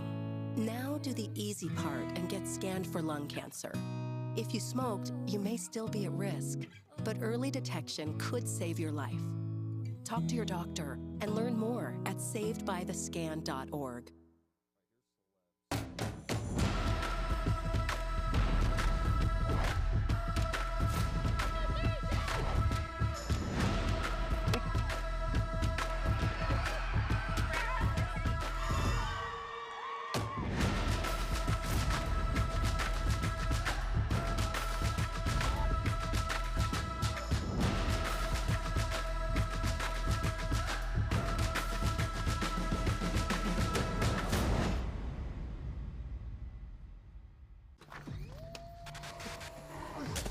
Multiple studies have shown that marijuana can slow both driver reaction and response time, which can be really dangerous. It's here. It's here. Wait. What? I can't drive. Why? My. Oh.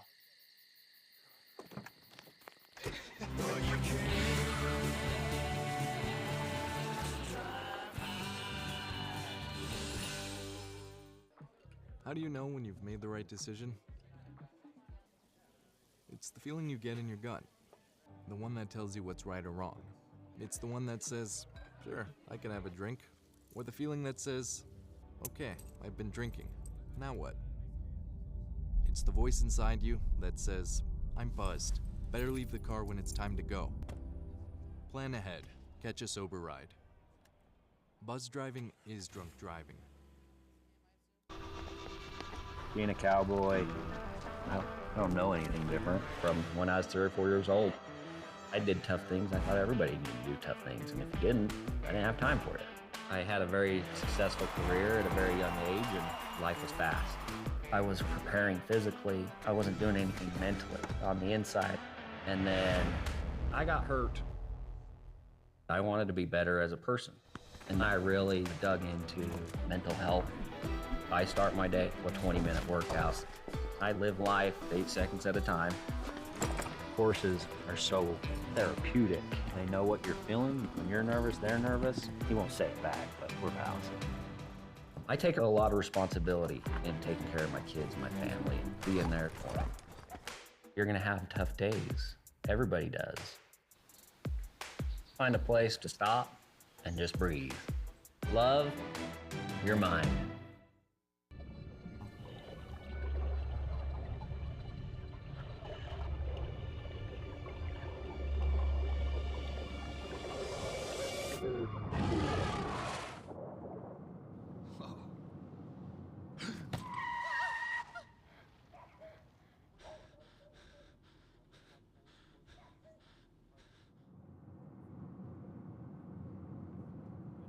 Eyes forward. Don't drive distracted.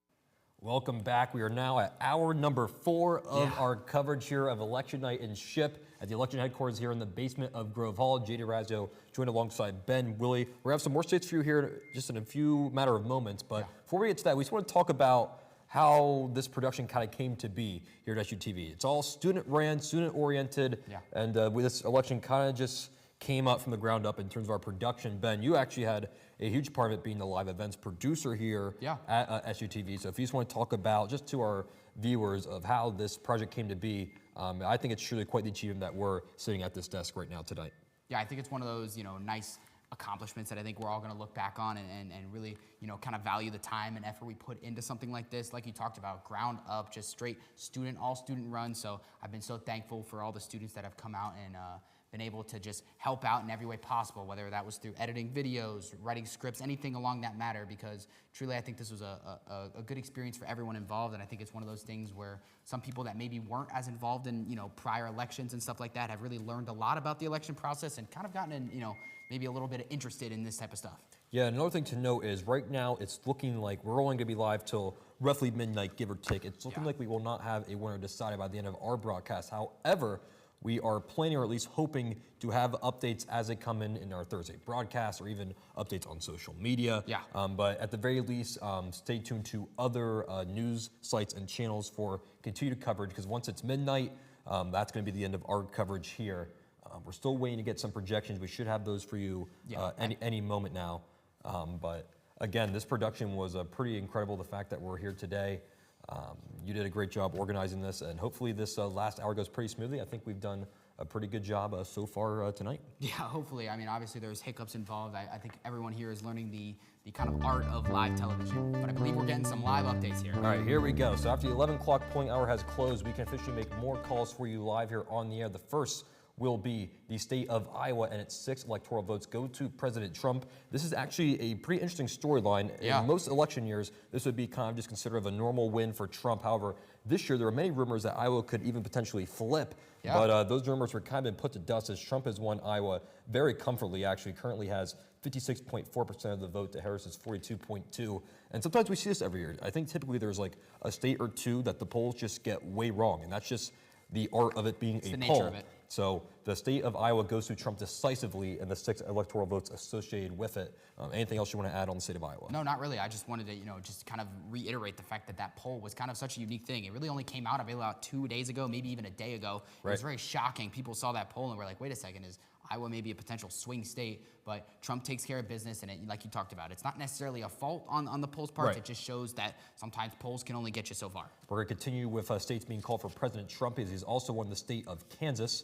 We'll get you that graphic here momentarily. There it is, the 6 electoral votes with the state of Kansas. Again, looking at the map, one of the few remaining Republican strongholds left for Trump. He does claim it. There's still a few more strongholds out there for Trump to get, but again, super important to get the states that you're expected to get. Trump does that with the state of Kansas. Again, 6 electoral votes go to the Republican nominee. Surprisingly, Kansas did have to kind of wait a little bit longer than normal for the call to come in. 80% of the vote came in a pretty heavily Republican stronghold, but I think one of those states that you just want to kind of get it right, even though it's it's pretty much a Republican stronghold. It's not one of those states where you can make it right off the bat. And now we have the state of Maine, and keep in mind the state of Maine, similar to Nebraska, has multiple electoral votes. Right now, we're projecting 1 electoral vote to Kamala Harris. If we get the other projections in, we will get you those momentarily. But currently, only 1 electoral vote of Maine goes to Harris. The other one's still too close to call. But again, every vote counts. Harris gets another electoral point on the board with the 1 vote for Maine. I think it's important to remind our viewers of that split in the Maine. We saw it as well with Nebraska. One of those states that gets split up into congressional districts. Kamala Harris wins the first district, or I don't remember which number of the district, but she wins one of those 4 districts. So as you talked about, being able to get 1 of those 4 potential electoral votes. Yeah, you beat me to it. 1 vote for Harris, 3 votes still undecided. What isn't undecided, though, is the state of California. We teased it at the end of the commercial break that we were expecting this call to happen. The big one. It has happened. 54 points for Kamala Harris, the biggest electoral state there is. And then we have one more call before we show the map. The state of Washington has also been called. 12 electoral votes go to Kamala Harris for the state of Washington. And we actually have one more call. The state of Idaho goes to Donald Trump, and it's 4 electoral votes. So you have California and Washington for Harris, Idaho for Trump. Your reaction to those? I think both of those kind of expected, Right. especially when you get on the California side. I mean, being able to have that in the back of the Harris campaign's pocket, those 57 electoral votes just coming in, it's a major boost. And like we talked about, what once looked like a potential Trump blowout could potentially start coming back, and we see this every year with these election cycles. As soon as those West Coast states come in, it really becomes down to those razor-thin margins that we see every year in these swing states. Let's look at this from a wide view. Thank you for the people in the back. So currently, after all those calls, we talked about, once those calls on the West Coast gets called, this race is going to look a lot closer. It's currently 214 electoral votes for President Donald Trump and 179 votes for current Vice President Kamala Harris, and just like that. And that's what a state like California can do to you. Yeah. You get you 50 points in the blink of an eye, and now this race is so closer. It is worth noting, though, that none of the swing states have been called yet. Absolutely. Talk about Georgia, North Carolina, the Rust Belt with Pennsylvania, Michigan, Wisconsin, the Sun Belt with Arizona, Nevada, and Georgia. None of those swing states have been called yet. I know we talk about every time when we've shown this map view, but we cannot really state it enough that the way those few states go is going to determine how this election turns out. Yeah, and some of these swing states are kind of getting close to being called. We're starting to hit some of these states in the upper echelons of votings. A state like Georgia in the 88% of vote counted. Even in our home state of PA, 72% of the votes counted. So potentially could be looking at maybe tomorrow for those states to be counted. But for now, we have to, stay patient. Absolutely. So many times we hear quotes from all sorts of political candidates. But what if we couldn't see their faces and only took the words that they said for truth? Would you know who said it? Evan Buskey went around campus to see if students could decipher this problem on this version of Ship Talk. Hello, I'm Evan Pesky, and today we have a very special election-themed Ship Talk. We're asking Ship students who said the quotes, Donald Trump or Kamala Harris. So let's see what they have to say. I do. I read a lot, I read a lot. They like to say I don't read a lot. I comprehend extraordinarily well. Probably better than anybody you've interviewed in a long time. Trump. Trump. Trump. Trump. Trump. Kamala. I do. I read a lot. Really? I read a lot. They like to say I don't read. I read a lot. Your daily I intelligence comprehend grade? extraordinarily well. Probably better than anybody that you've interviewed in a long time. You think you just fell off the coconut tree? Trump. Harris. Trump. No, I'm gonna go Kamala. Kamala. Kamala. Trump.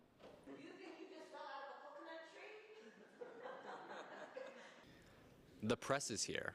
I got some words. I got the vocabulary, and my pronunciation is perfect. Can I switch? The last one was Harris. This one is Trump. Trump. Harris. Kamala. Kamala. Kamala. Trump. Well, the press is here. I got some words. I got the vocabulary. And my pronunciation is perfect. This is a tough hurricane, one of the wettest we've ever seen from the standpoint of water. Rarely have we had an experience like it, and it's certainly not good. Harris. Trump. Trump. Kamala. Trump. Kamala. This is a tough hurricane, one of the wettest we've ever seen from the standpoint of water. Rarely have we had an experience like it, and it certainly is not good. We are in the midst of a public health epidemic that has taken the lives of over 220 million Americans in the last several months. Trump. Harris. Harris. Kamala. We are in the midst of a public health epidemic that has taken the lives of over 220 million Americans in just the last several months. I am the only candidate who can make this promise to you. I will prevent World War III. Trump. Trump. Trump. Trump. Trump. Trump. One's on television. I'm the only candidate who can make this promise to you. I will prevent World War III. You got all of them right. Oh, for real? Yeah. Oh, yes. I thought. I think as a voter, this has been one of my favorite things from this specific election is some of the viral moments. Talk about the coconut tree or the wettest hurricane. Yeah. Some viral, maybe some questionable moments, but it really has been even from both sides in terms of these moments. I don't know if you had a favorite. I know we were kind of laughing about the hurricane one, the coconut tree one. I just thought it was great. I think it's so funny to see, you know, even us as college students kind of have some fun with both of these candidates, no matter what side you are. Right. Just being able to laugh at some moments that I don't think either one of them wanted to say those things that they said, but just being able to laugh about it and just have some fun with it has been quite fun. Yeah. Over the past few decades, the president has become a position that many joke about online about celebrities running for office and winning the presidency, but some celebrities have turned that fantasy into a reality. With more on that is SUTV's Karen Duffy. The President of the United States is the most important job that any American can possess. The duties of a president are unimaginable and difficult. Many people think of presidents over the years with long backgrounds in politics and the experience to guide them to a presidential nomination. But over the last couple decades, the president has become a Hollywood position that famous people all over the United States have not only attempted to claim, but some have even been presidents. The first major example of this is former President Ronald Reagan. Reagan won the presidential election back in 1980 and served 2 terms as the president. Reagan was a former movie star and famous actor before his time spent in the Oval Office. Some of his biggest acts in the office were for the benefit of the economy and the foreign relationships with other countries. Reagan emerged as a vocal critic for the President Carter in 1977. The Panama Canal Treaty signing, the 1979 oil crisis, and rise in the interest, inflation, and unemployment rates helped set up his 1980 presidential campaign, which he announced on November 13, 1979, with an indictment of the federal government. The second major example is former President Donald J. Trump and his rise to president. Donald Trump is one of the most famous individuals in the history of the United States, from his businesses to the TV screen and his world-famous Twitter page. Donald Trump has always been a person of interest for the American people. He started his presidential campaign in 2015 and won the presidency in 2016. In 2020, he ran for re-election, but lost to Joe Biden, as we have learned tonight. In 2024, Trump hopes to regain presidency and begin his second and final term as president. Trump's third campaign was officially underway. He has had a unique campaign this time around, including 2 attempted assassinations, podcast appearances, and interviews across platforms all over. Trump has maintained the top Republican candidate. There are many other examples of other celebrities running for office in other positions, including Arnold Schwarzenegger as governor and Dr. Oz running for Senate in our home state of Pennsylvania. Arnold served his time as governor, but Dr. Oz lost his race for office to current Senator John Fetterman here in Pennsylvania.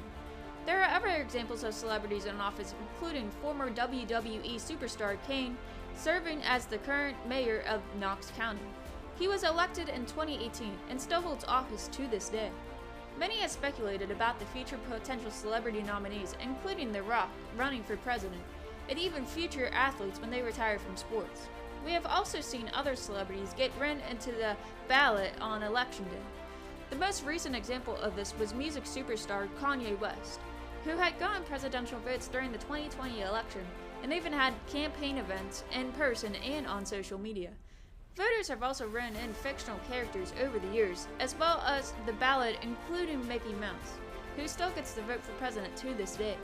If there's one thing we have learned, the president and other political positions are built for anyone, no matter where that person comes from. For SUTV News, I'm Karen Duffy. I gotta be completely honest with you, JD. I think this whole idea of celebrities going for president is totally awesome. I don't know about you. I love the Mayor Glenn Jacobs as a wrestling fan growing up. Yeah. Kane. I love Dwayne "The Rock" Johnson potentially running in a few years. Even Donald Trump. I mean, who would have thought that any of these people would be running for office or anything of these sorts? I think even The Simpsons made a parody of Trump running for president just because of how crazy it would be. Outlandish it sounded. But now we're living in a world where that's the case. Yeah. But we're going to keep rolling on for content. We have another professor interview coming up, and right now we're going to do an interview with Dr. Sak Laban, who talks about the international effects our election has had across the world. SUTV's Evan Bahusky sat down to learn just a little bit more.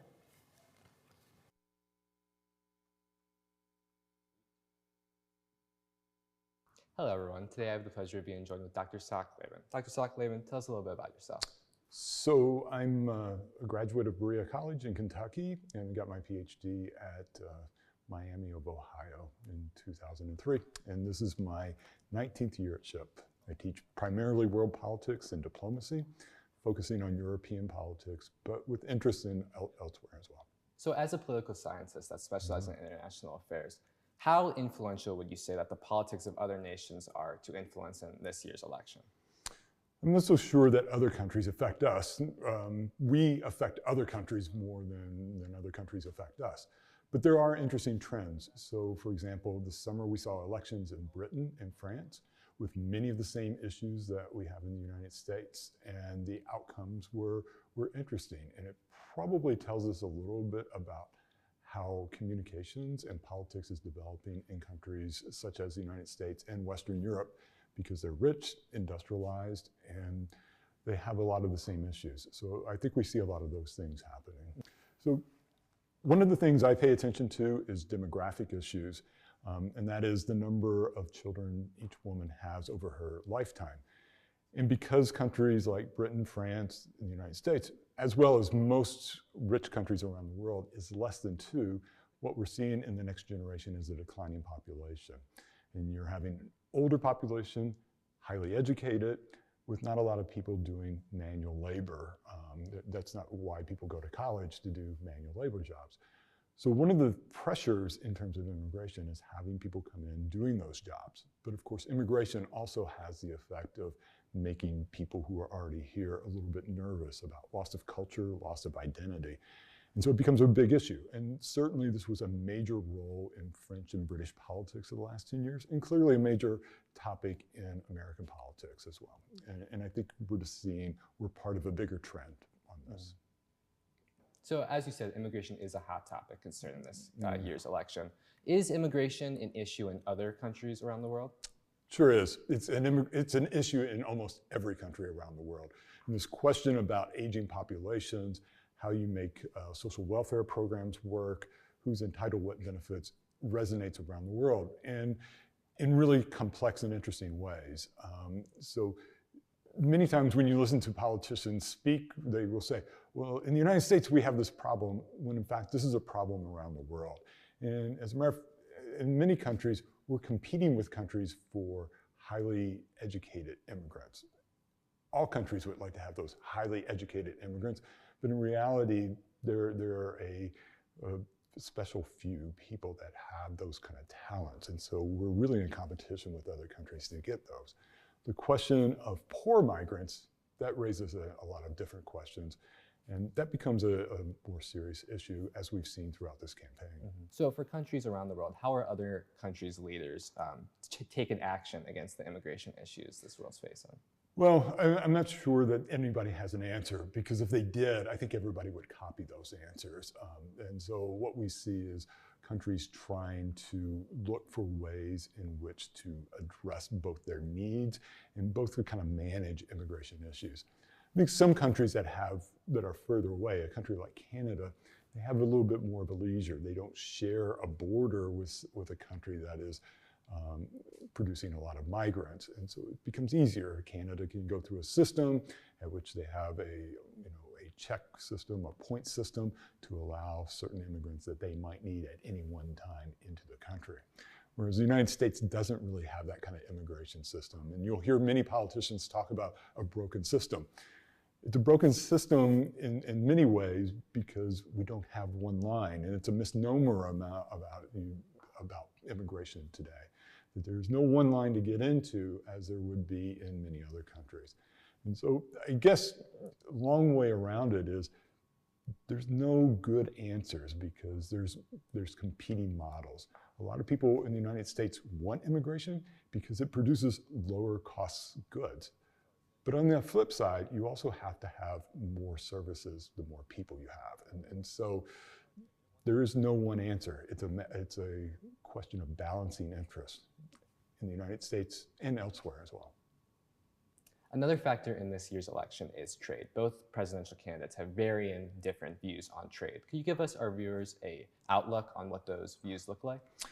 Well, sure. The Harris campaign looks much like traditional politics, both Republican and Democrats, for ever since World War II, to be frank. And that was to avoid protectionism. It was a way to grow the economies around the world by sharing trade, allowing countries to produce what they were best at producing and then trading with one another. And that has benefited the United States in many ways over the past 80 years. The Trump campaign has really kind of emphasized more protectionism. So they wanted to close borders to outside goods, to have those goods manufactured in the United States, because manufacturing has taken a hit in the United States because it's cheaper for manufacturers to produce parts overseas and bring them to the United States and put them together. And so the introduction of tariffs or taxes on imports would prevent those coming in. Presumably, that would help local industries get the upper hand and be able to produce our own goods. The downside to that is that if we put tariffs up, other countries are going to do the same thing. And so there's this trade-off: is how many tariffs are good? Because every tariff we put up, other countries will put up tariffs as well. And so balancing between those two questions is really hard, and that's a choice that any president has to make about where that balance lies. So how do the views of our presidential candidates, how do they compare to leaders from all around the globe? Well, first and foremost, I think every leader, regardless of where they come from, they have a job, and that is looking after their own citizens' interests. Right? And so that doesn't mean they always agree, but they, when we talk about trade issues, when we talk about economic issues, you're looking for the people who vote for you or support you and looking for what they're trying to do. In terms of how the Trump administration would look differently from a Harris administration, most leaders around the world have embraced this free trade notion. Right? They want free trade because they think it creates economic benefits for everybody. That's not true, because there's always winners and losers at this. And what we've seen over the past is that as economies grow and industries begin to fade away, those jobs means loss. Those mean loss of jobs to some sectors. And so how you take care of that becomes a real problem. But in general, free trade is valued by more of our trading partners than not. And there's major exceptions here. One exception would be China, who it's taken a lot of work to try to get them to open up their market to American goods. And that has not fared well in the post-pandemic era, and that remains a large question. I'd like to thank you for your time today. Now, back to JD and Ben at the desk. Thank you, Evan. Again, shout out to Evan for getting all those professor interviews, and shout out to the poli-sci professors for taking their time out of their busy schedules to talk to us. Yeah. All three of the professors. We appreciate their time. And absolutely. I really liked what Professor Sakale-Ben said there about the international perspective. I think it kind of not necessarily gets forgotten, but doesn't get talked about as much, because you think about America elections, you think about those citizens born from America, but so much of the vote comes from people outside of America. And you're telling me during the break, you kind of have a personal experience with one of these individuals, if you want to go in and share that story. Yeah, you talk about how the international impacts of these type of elections. When I was in high school, I had a pen pal from Germany, from my German class, and I remember when he used to text me during election season, and he used to ask me if I was voting, and I don't think they understood. He didn't understand that I was still 16 at the time, and I couldn't vote, but he was still just talking about how it affects them, even at the international level, even though it doesn't affect them policy-wise. Just the United States has such an ability to affect other countries and how they impact. And I think even here at Shippensburg Student, we have such a decent international base, especially in terms of our athletics teams. We have students from all over the world, and again, they're letting their voices be heard. Many of these students, for the first time ever, that are from other countries voting here, that are currently residents at Shippensburg University. I think it's a beautiful thing. It's one of the things that makes, regardless of who wins this, the United States is the greatest country in the world for one of these reasons. The land of the free, people from all over come here with one common goal, one American dream. Many SHIP students that are from all parts of the world are doing part in that this year, letting their voices be heard. Absolutely. All right, so now we're going to throw it to another Ship Talk segment where it's kind of an interesting idea. With the national anthem, the Star Spangled Banner, classic tune, but what if Ship students could decide another song to choose. Let's see what SHIP students would pick if they had to choose a new song for the national anthem. Hello everyone, I am Evan Pahusky, back at it again with yet another SHIP Talk. Everybody knows our country's national anthem, the Star-Spangled Banner, but let's say hypothetically we wanted to switch out that national anthem. What song should we choose? Well, we're going to ask SHIP students to see what they think. I'm going to go with Party in the USA by Miley Cyrus. I feel like it's iconic, and like, you know, you can't go wrong with early 2000s white girl music. All right, if I had to choose a new national anthem, probably Freestyle by Lil Baby, because, like, I don't know, the song just hard. Like, I like that song. The song hard. For a song that I would change for, like, the national anthem, I would probably say It Gets Better by Rex Orange County. Just a very good song, good calm. I'm going to have to go with Dreams and Nightmares by Meek Mill. You know, the Declaration of Independence was signed in Philadelphia, and Dreams and Nightmares is just Philadelphia's national anthem, so I think it should become the USA's national anthem. I think the new national anthem should be Double Life from Despicable Me 4 because I love Minions. I think it should be the song I Wanna Rock and Roll. I think that we should do the 50 Nifty United States song because it's a bop and everybody knows it. So. Oh, say, can you see so many great responses? You see what I did there? That was it for SHIP Talk this week. Now back to JD and Ben at the desk. That was a pretty fun SHIP Talk to hear all the different music styles and genres. I'm kind of an alternative guy. I don't know if we could get a killer song as a national anthem. I mean, I know that's your band. I would rock out to that. Okay. I could memorize the lyrics. I could even maybe learn to play the guitar if anyone's looking for a national anthem. Could you really, though? I mean, I think I'd be willing to learn. I mean, do you have any, what would you, I'm going to put you on the spot. Do you have a song in mind? I think it's tough because the American national anthem has to be one of those things where it's kind of you can't really go full rock on, but you kind of have to have a little bit of a more intense music. I mean, the national anthem's very hardcore, you know, you gotta have the military salute along with it, but I think it's a tough decision. I'm not gonna name you a song just yet, but maybe I'll think on it. We'll stay tuned. So I guess we go from a funny issue to a more serious one now for next segment. Absolutely, more serious issue. With two major assassination attempts taking place on former President Donald J. Trump this year, we wanted to take a look back at some other famous assassination attempts on former presidents. SUTV's Jaden Pullman has more on these historic moments.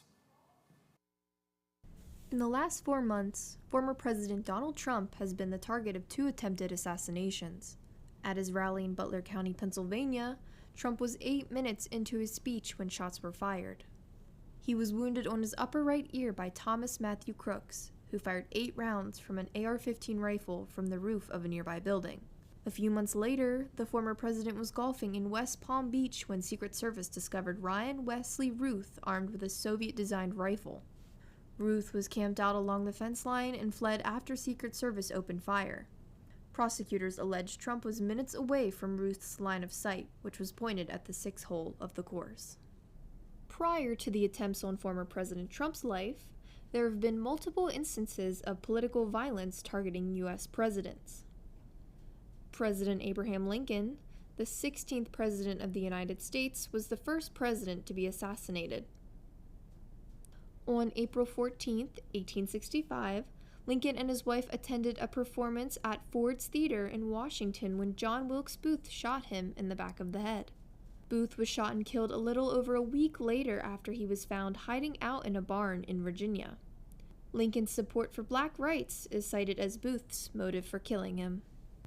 James Garfield, the 20th President of the United States, was assassinated on July 2, 1881, while walking through a train station in Washington. President Garfield was only in office for 6 months before he was shot in the back by Charles Guiteau.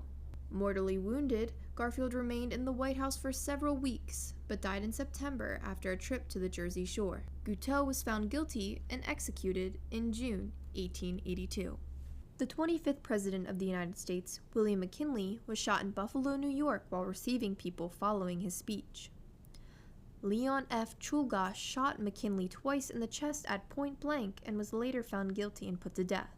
Doctors expected McKinley to recover, but gangrene set in around the bullet wounds. Theodore Roosevelt, the 26th President of the United States, was campaigning for re-election when he was shot by John Schrank in Milwaukee in 1912. Roosevelt showed his blood-stained shirt to audience members, stated, quote, "It takes more than that to kill a bull moose," end quote, and proceeded to give a 90-minute speech. Fortunately, the bullet was slowed by Roosevelt's dense overcoat, steel-reinforced eyeglass case, and the 50-page speech shoved into his right pocket on the inside of his jacket.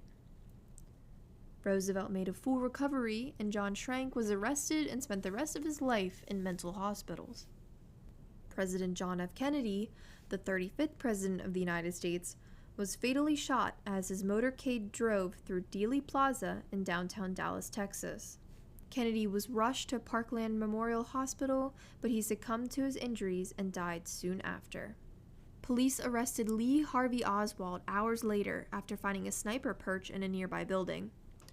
Oswald was being transported to the county jail 2 days later when Jack Ruby, a Dallas nightclub owner, fatally shot him. The 40th President of the United States, Ronald Reagan, was headed to his motorcade after giving a speech in Washington when he was wounded by a revolver fired by John Hinckley Jr. Reagan was close to death upon his arrival to George Washington University Hospital, and he underwent an emergency life-saving surgery. Hinckley was found not guilty by reason of insanity and sentenced to a mental hospital. In 2022, he was freed from court oversight. Violence has followed the American presidency through the ages. With the attempts on former President Trump's life earlier this year, it seems there's no end in sight. For SUTV, I'm Jaden Pullman. Let's send it back to Ben and JD.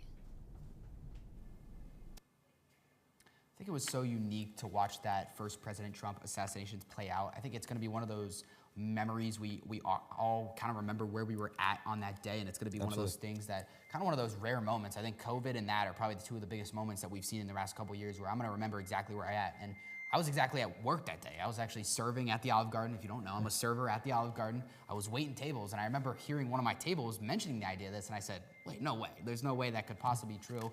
And then the more and more it came out, kind of everyone in the restaurant, despite where they were at, was kind of just shocked by it all.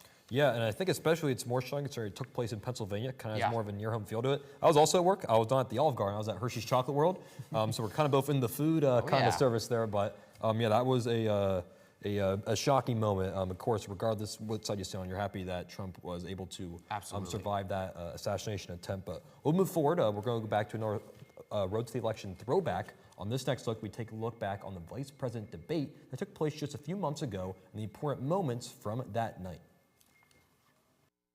Welcome back to SUTV's Road to the Election. I'm JD DeRazio.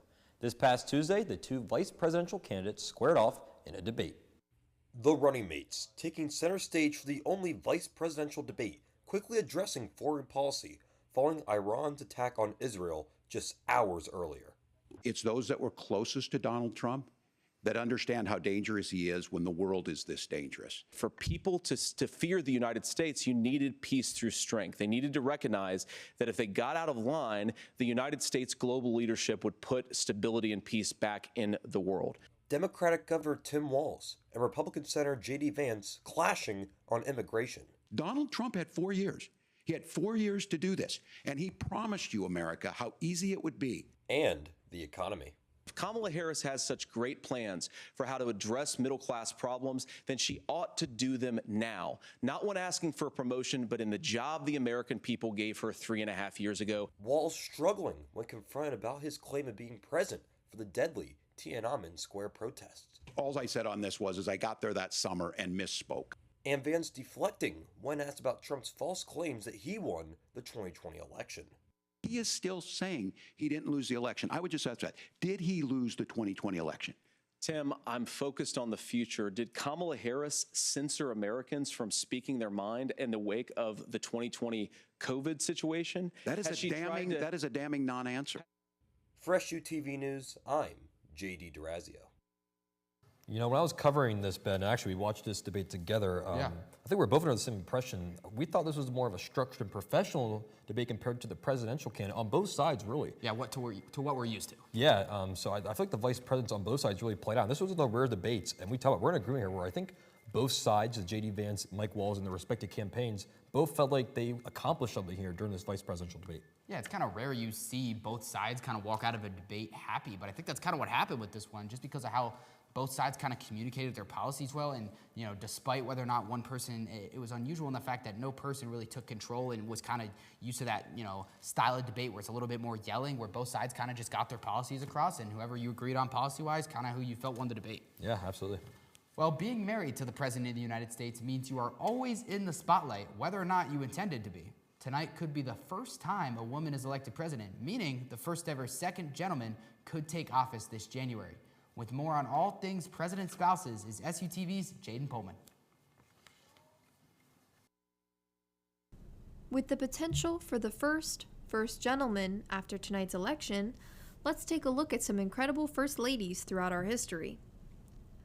Dolly Todd Madison was the wife of James Madison and served as First Lady during his presidency. She also hosted some events during Thomas Jefferson's presidency since his wife had passed away. On the eve of her husband's inauguration, Dolly sponsored the first ever inaugural ball. She was also the first First Lady to be associated with charity work when she supported the building of an orphanage in Washington. During the War of 1812, the British set fire to Washington, and Miss Madison courageously stayed behind at the White House to ensure important documents and art were saved. Edith Wilson was the second wife of President Woodrow Wilson and served as First Lady during his second term of presidency. After contracting a bad case of influenza in 1918, President Wilson's health began to deteriorate. Edith refused to let him step down because she thought that it would negatively impact his health further.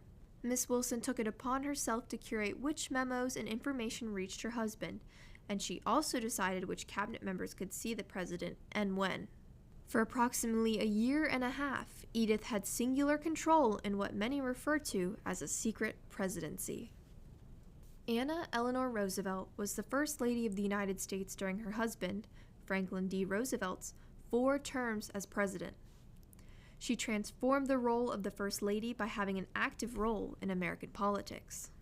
In 1933, Miss Roosevelt became the first First Lady to hold her own press conference, which she only allowed female reporters to attend.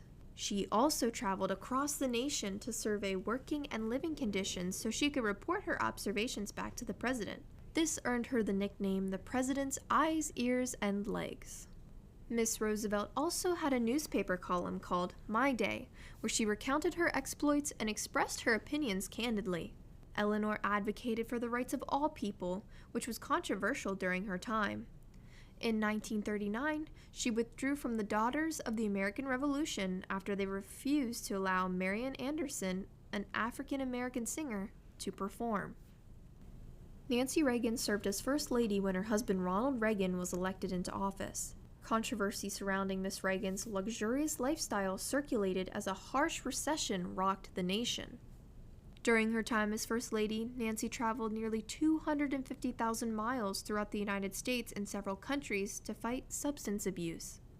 She even invited First Ladies from around the world to Washington for a 2-day conference on drug awareness. Barbara Bush was the wife of George H.W. Bush and became the First Lady of the United States when he entered the Oval Office. Along with hosting parties and entertaining guests, Miss Bush could be found volunteering in soup kitchens, homeless shelters, and senior centers. Miss Bush was a huge advocate for literacy, and she launched the Barbara Bush Foundation for Family Literacy, which focused on early childhood education as well as adult literacy. Over the course of American history, there have been 43 official First Ladies. If Kamala Harris wins tonight's election, her husband, Douglas Emhoff, will be the first gentleman in our nation's history. For SUTV, I'm Jaden Pullman. Now back to Ben and JD. I think it's so unique to see these first lady and potential second gentleman take office, and well, not necessarily take office, but being able to assume the role of the president's spouse and seeing how they kind of adapt and get into the limelight so quickly. But I think we're now going to be joined live at the board by JD. And JD, what do you have for us? I believe we're looking at some potential path to victories for both candidates. Yes, that's right. So you have the big map behind me. So we actually have some more state calls that we can make. We're now calling the state of North Carolina there with its 16 electoral votes. That's really the first swing state that we're able to call here today. It goes to Donald Trump, the state of North Carolina, at 60 electoral votes. We are calling that official now. Then we're going to jump to this side of the map here. You see Oregon there. We're officially calling Oregon to Kamala Harris and the 8 electoral votes that associates with that, as well as New Mexico right below me right there, the 5 electoral votes that go to that to Kamala Harris. So New Mexico, Oregon to Harris. We have North Carolina to Trump. And I'm looking at my notes here. We're calling one more state. Actually, no, we're not calling one more state. So with that right now, it's 230 to 192. So still a very close race. So we're looking at the potential paths to victory. We've been talking about the Rust Belt here with Michigan, Wisconsin, Pennsylvania. The North here with the Sun Belt with Arizona and Georgia. Those 2 belts here are really going to decide this race. And both parties still have a clear path to 270. If Kamala Harris can control this Sun Belt and this Rust Belt, which she so very well could, we're not in a position where we can call these states yet, then she has a very good chance of becoming president of the United States, being the first woman president. And Donald Trump, it's pretty much the same story. It's actually a pretty simple concept to understand at this hour. Whoever's going to control these 3 states here at this moment, the projections are so close, we don't really have a good idea of who's going to win either side. Whoever controls these belts is pretty much going to win the election. What it comes down to is one candidate can control all the votes, only some of the votes. In terms of the most important states that are out there to get, it really comes down to no bias here. Pennsylvania. We look at the big swing states that are left. Pennsylvania is the highest electoral vote that is left with its 19 electoral votes. It's looking like if someone takes Pennsylvania, they're going to be considered the favorite, not guaranteed, but considered the favorite to probably win this election. So all eyes on PA like we expected. So that's pretty much all I have for the path to 270. Again, we're calling Oregon for Harris. We're calling New Mexico for Harris. We're calling North Carolina for Donald Trump. I think I covered everything, Ben. Maybe I missed something. I'm going to throw it right back over to you and let you take it away. Yeah, I think you pretty much covered everything we need to know. I mean, like we talked about, the Sun Belt, the Rust Belt, kind of those 2 terminologies that we hear so often. And I think it's interesting to note that we haven't really heard many of those swing states call it. I think it was interesting to see one of those early swing states in North Carolina being able to be called at such an early hour. But yeah, I think it's so interesting to see how those will end up being. But now, as I'm joined back at the desk here, we're going to be tossing it to another Ship Talk, this time with Evan, joined by 2 special guests, Big Red and Shippo. Let's see what's going on with that as they potentially could be running for President Patterson. What do you got for us, Evan? Hello everyone, I am Evan Pusky, and this week we have a very special Ship Talk. We're asking Ship students the hypothetical question: if President Patterson should step down, which of the 2 mascots should replace him, Big Red or Shippo? But it looks like we're missing 2 very special guests of honor, so...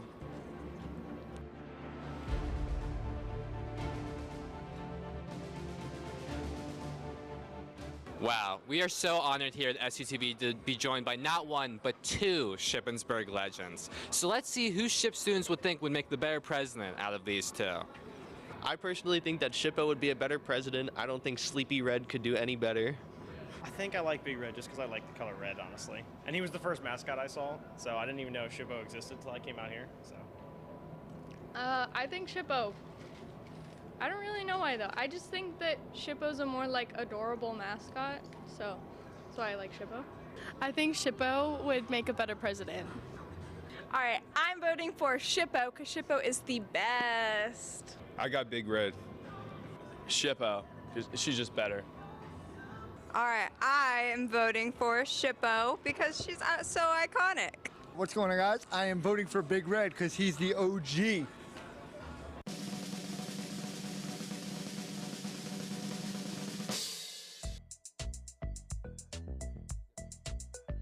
Wow, those were some awesome answers. Now, in my opinion, I think Shippo would be better. Or maybe Big Red. I don't know. I haven't decided yet. That was all for this week's Ship Talk. Now back to JD and Ben at the desk. So not to pick one or the other, but the Ship students sided with Shippo. Oh, man. And I know I'm wearing the red tie, but I think they made the right choice. I love me some Big Red, but I'm not gonna lie. I'm a Shippo the Hippo guy at heart. And I'll tell you what, this idea of Shippo the Hippo, it was chosen by the students. I know the legend of it. Anyone here on campus knows the story of how Shippo became our secondary mascot. So I think the students, you know, as we saw even from the early 2000s, they love Shippo the Hippo, and there is no question about that. But that will bring us, I believe, to the end of hour 3 or hour 4 almost. We are just 10 minutes away here left on our special before we can hopefully send everyone back home and maybe get some sleep tonight. Hopefully, I know we might not be sleeping, but hopefully we can get some sleep tonight. But we'll be right back after this commercial break with some fresh results on the Senate and some presidential candidate races to close out the hour. Don't go anywhere.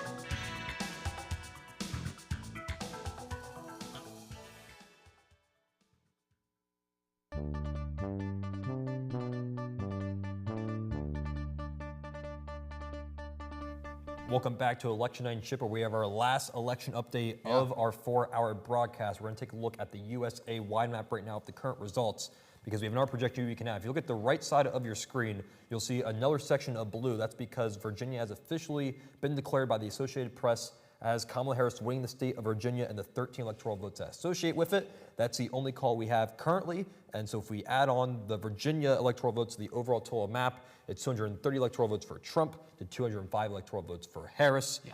And as we expected, this thing is looking like it's going to come down to the wire.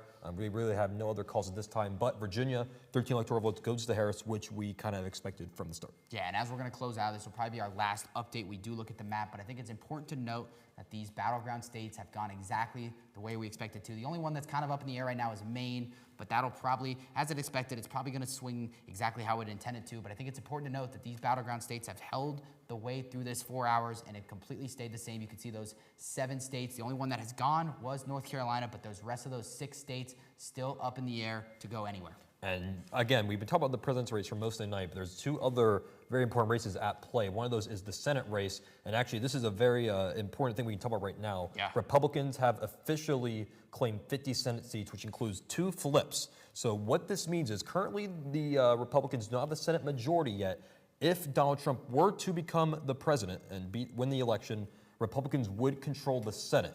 Now, if Kamala Harris wins, the Senate's still up to grab. If one of the Democrats or Republicans get to 51 Senate seats, currently it's 41 for the Democrats, 50 for the Republicans. Yeah. If one of those two groups gets to 51, they will have an outright control of the Senate, regardless of the vice presidential tie-breaking vote. But right now, with the Republicans at 50, if Trump were to win the presidency, Republicans would control the Senate. So that is kind of another race to keep your eyes on throughout this night. I'm looking at Pennsylvania, and that specific race, still way too early to call. Currently, Dan McCormick has a very small lead over Bob Casey. I think it's important to note as well, if the Republicans do sweep this would be a massive win for the Trump campaign if they can take control of the Senate as well. We talked about how important it is for these campaigns to not only focus on their own elections, but being able to kind of, advocate for these other Senate elections, because it is so crucial to their campaign and getting some of that stuff done that they policy on the whole time. So you have the presidency, you have the Senate. There's only one more left to talk about, the House of Representatives, which I haven't really spent a whole lot of time on. We'll get that map up on the screen here any moment now. But the House of Representatives, as you can see it now, we haven't really talked about it a lot yet, and that's just because even at this hour, as we approach midnight, it's still just way too early to tell who's going to control the House of Representatives.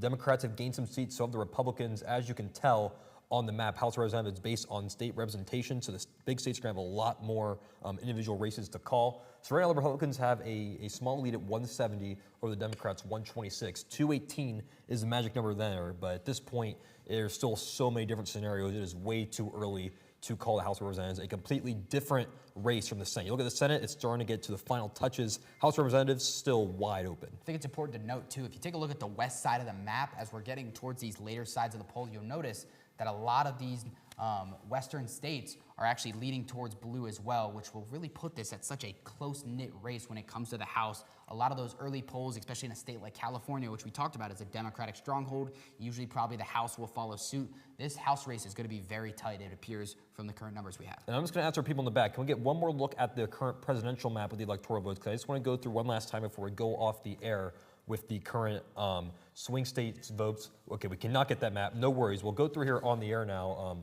on our own. So all the swing states outside North Carolina are still able to be called. Georgia still hasn't been called. Arizona has been called. PA, Michigan, Wisconsin, all those states still up for grabs. So that's really what's going to determine who's going to win this election. But that's pretty much all we have for now as we approach the midnight hour. This has been a super fun time, Ben. If you have any closing remarks, this has been a really fun 4 hours here with you. Yeah, I'm hoping we can maybe get back to full screen here to close out the night. But as you talked about, yeah, there we go. As we talked about, this night has been kind of a bit of a marathon. I feel like it's kind of flown by. I don't know about you. This one felt kind of quick to me as all the numbers have come in. We've seen tons of states being called. I don't know if we have the exact number of states that have been called on the night, but there's been countless states that have been called. It's around 40 or so states. There's still many more to be called, but the fact that we've 39 official states have been called, so still plenty more to go. But I think it's been interesting to see the way we've kind of adapted on stuff. We got a little bit of everything tonight. We got a live update with Dennis Owens from ABC 27. We heard from Josh Shapiro at one point. We've kind of had a mix of everything tonight, but I just want to take the time and thank everyone at home for watching, but also thank all of our crew, whether that's people on cameras, teleprompter, in the back, just thanking everyone for putting on this production, because I don't know about all the SHIP students. I hope they appreciate us bringing them this content. Yeah, of course. We're going to go off the air now, but again, tune to your local news networks if you want to hear continued coverage of the night. Again, here at SUTV, we'll be live every Thursday, and we'll be potentially providing breaking news updates as they come. That's going to be it for our 4-hour presidential special. Ben, if you want to run us off into the sunset, the floor is yours, my friend. Yeah. Thank you all for joining us tonight. He's JD DeRazio. I'm Brendan Lilly. Have a good rest of your night, folks, and try to get some sleep here for election night. Thank you.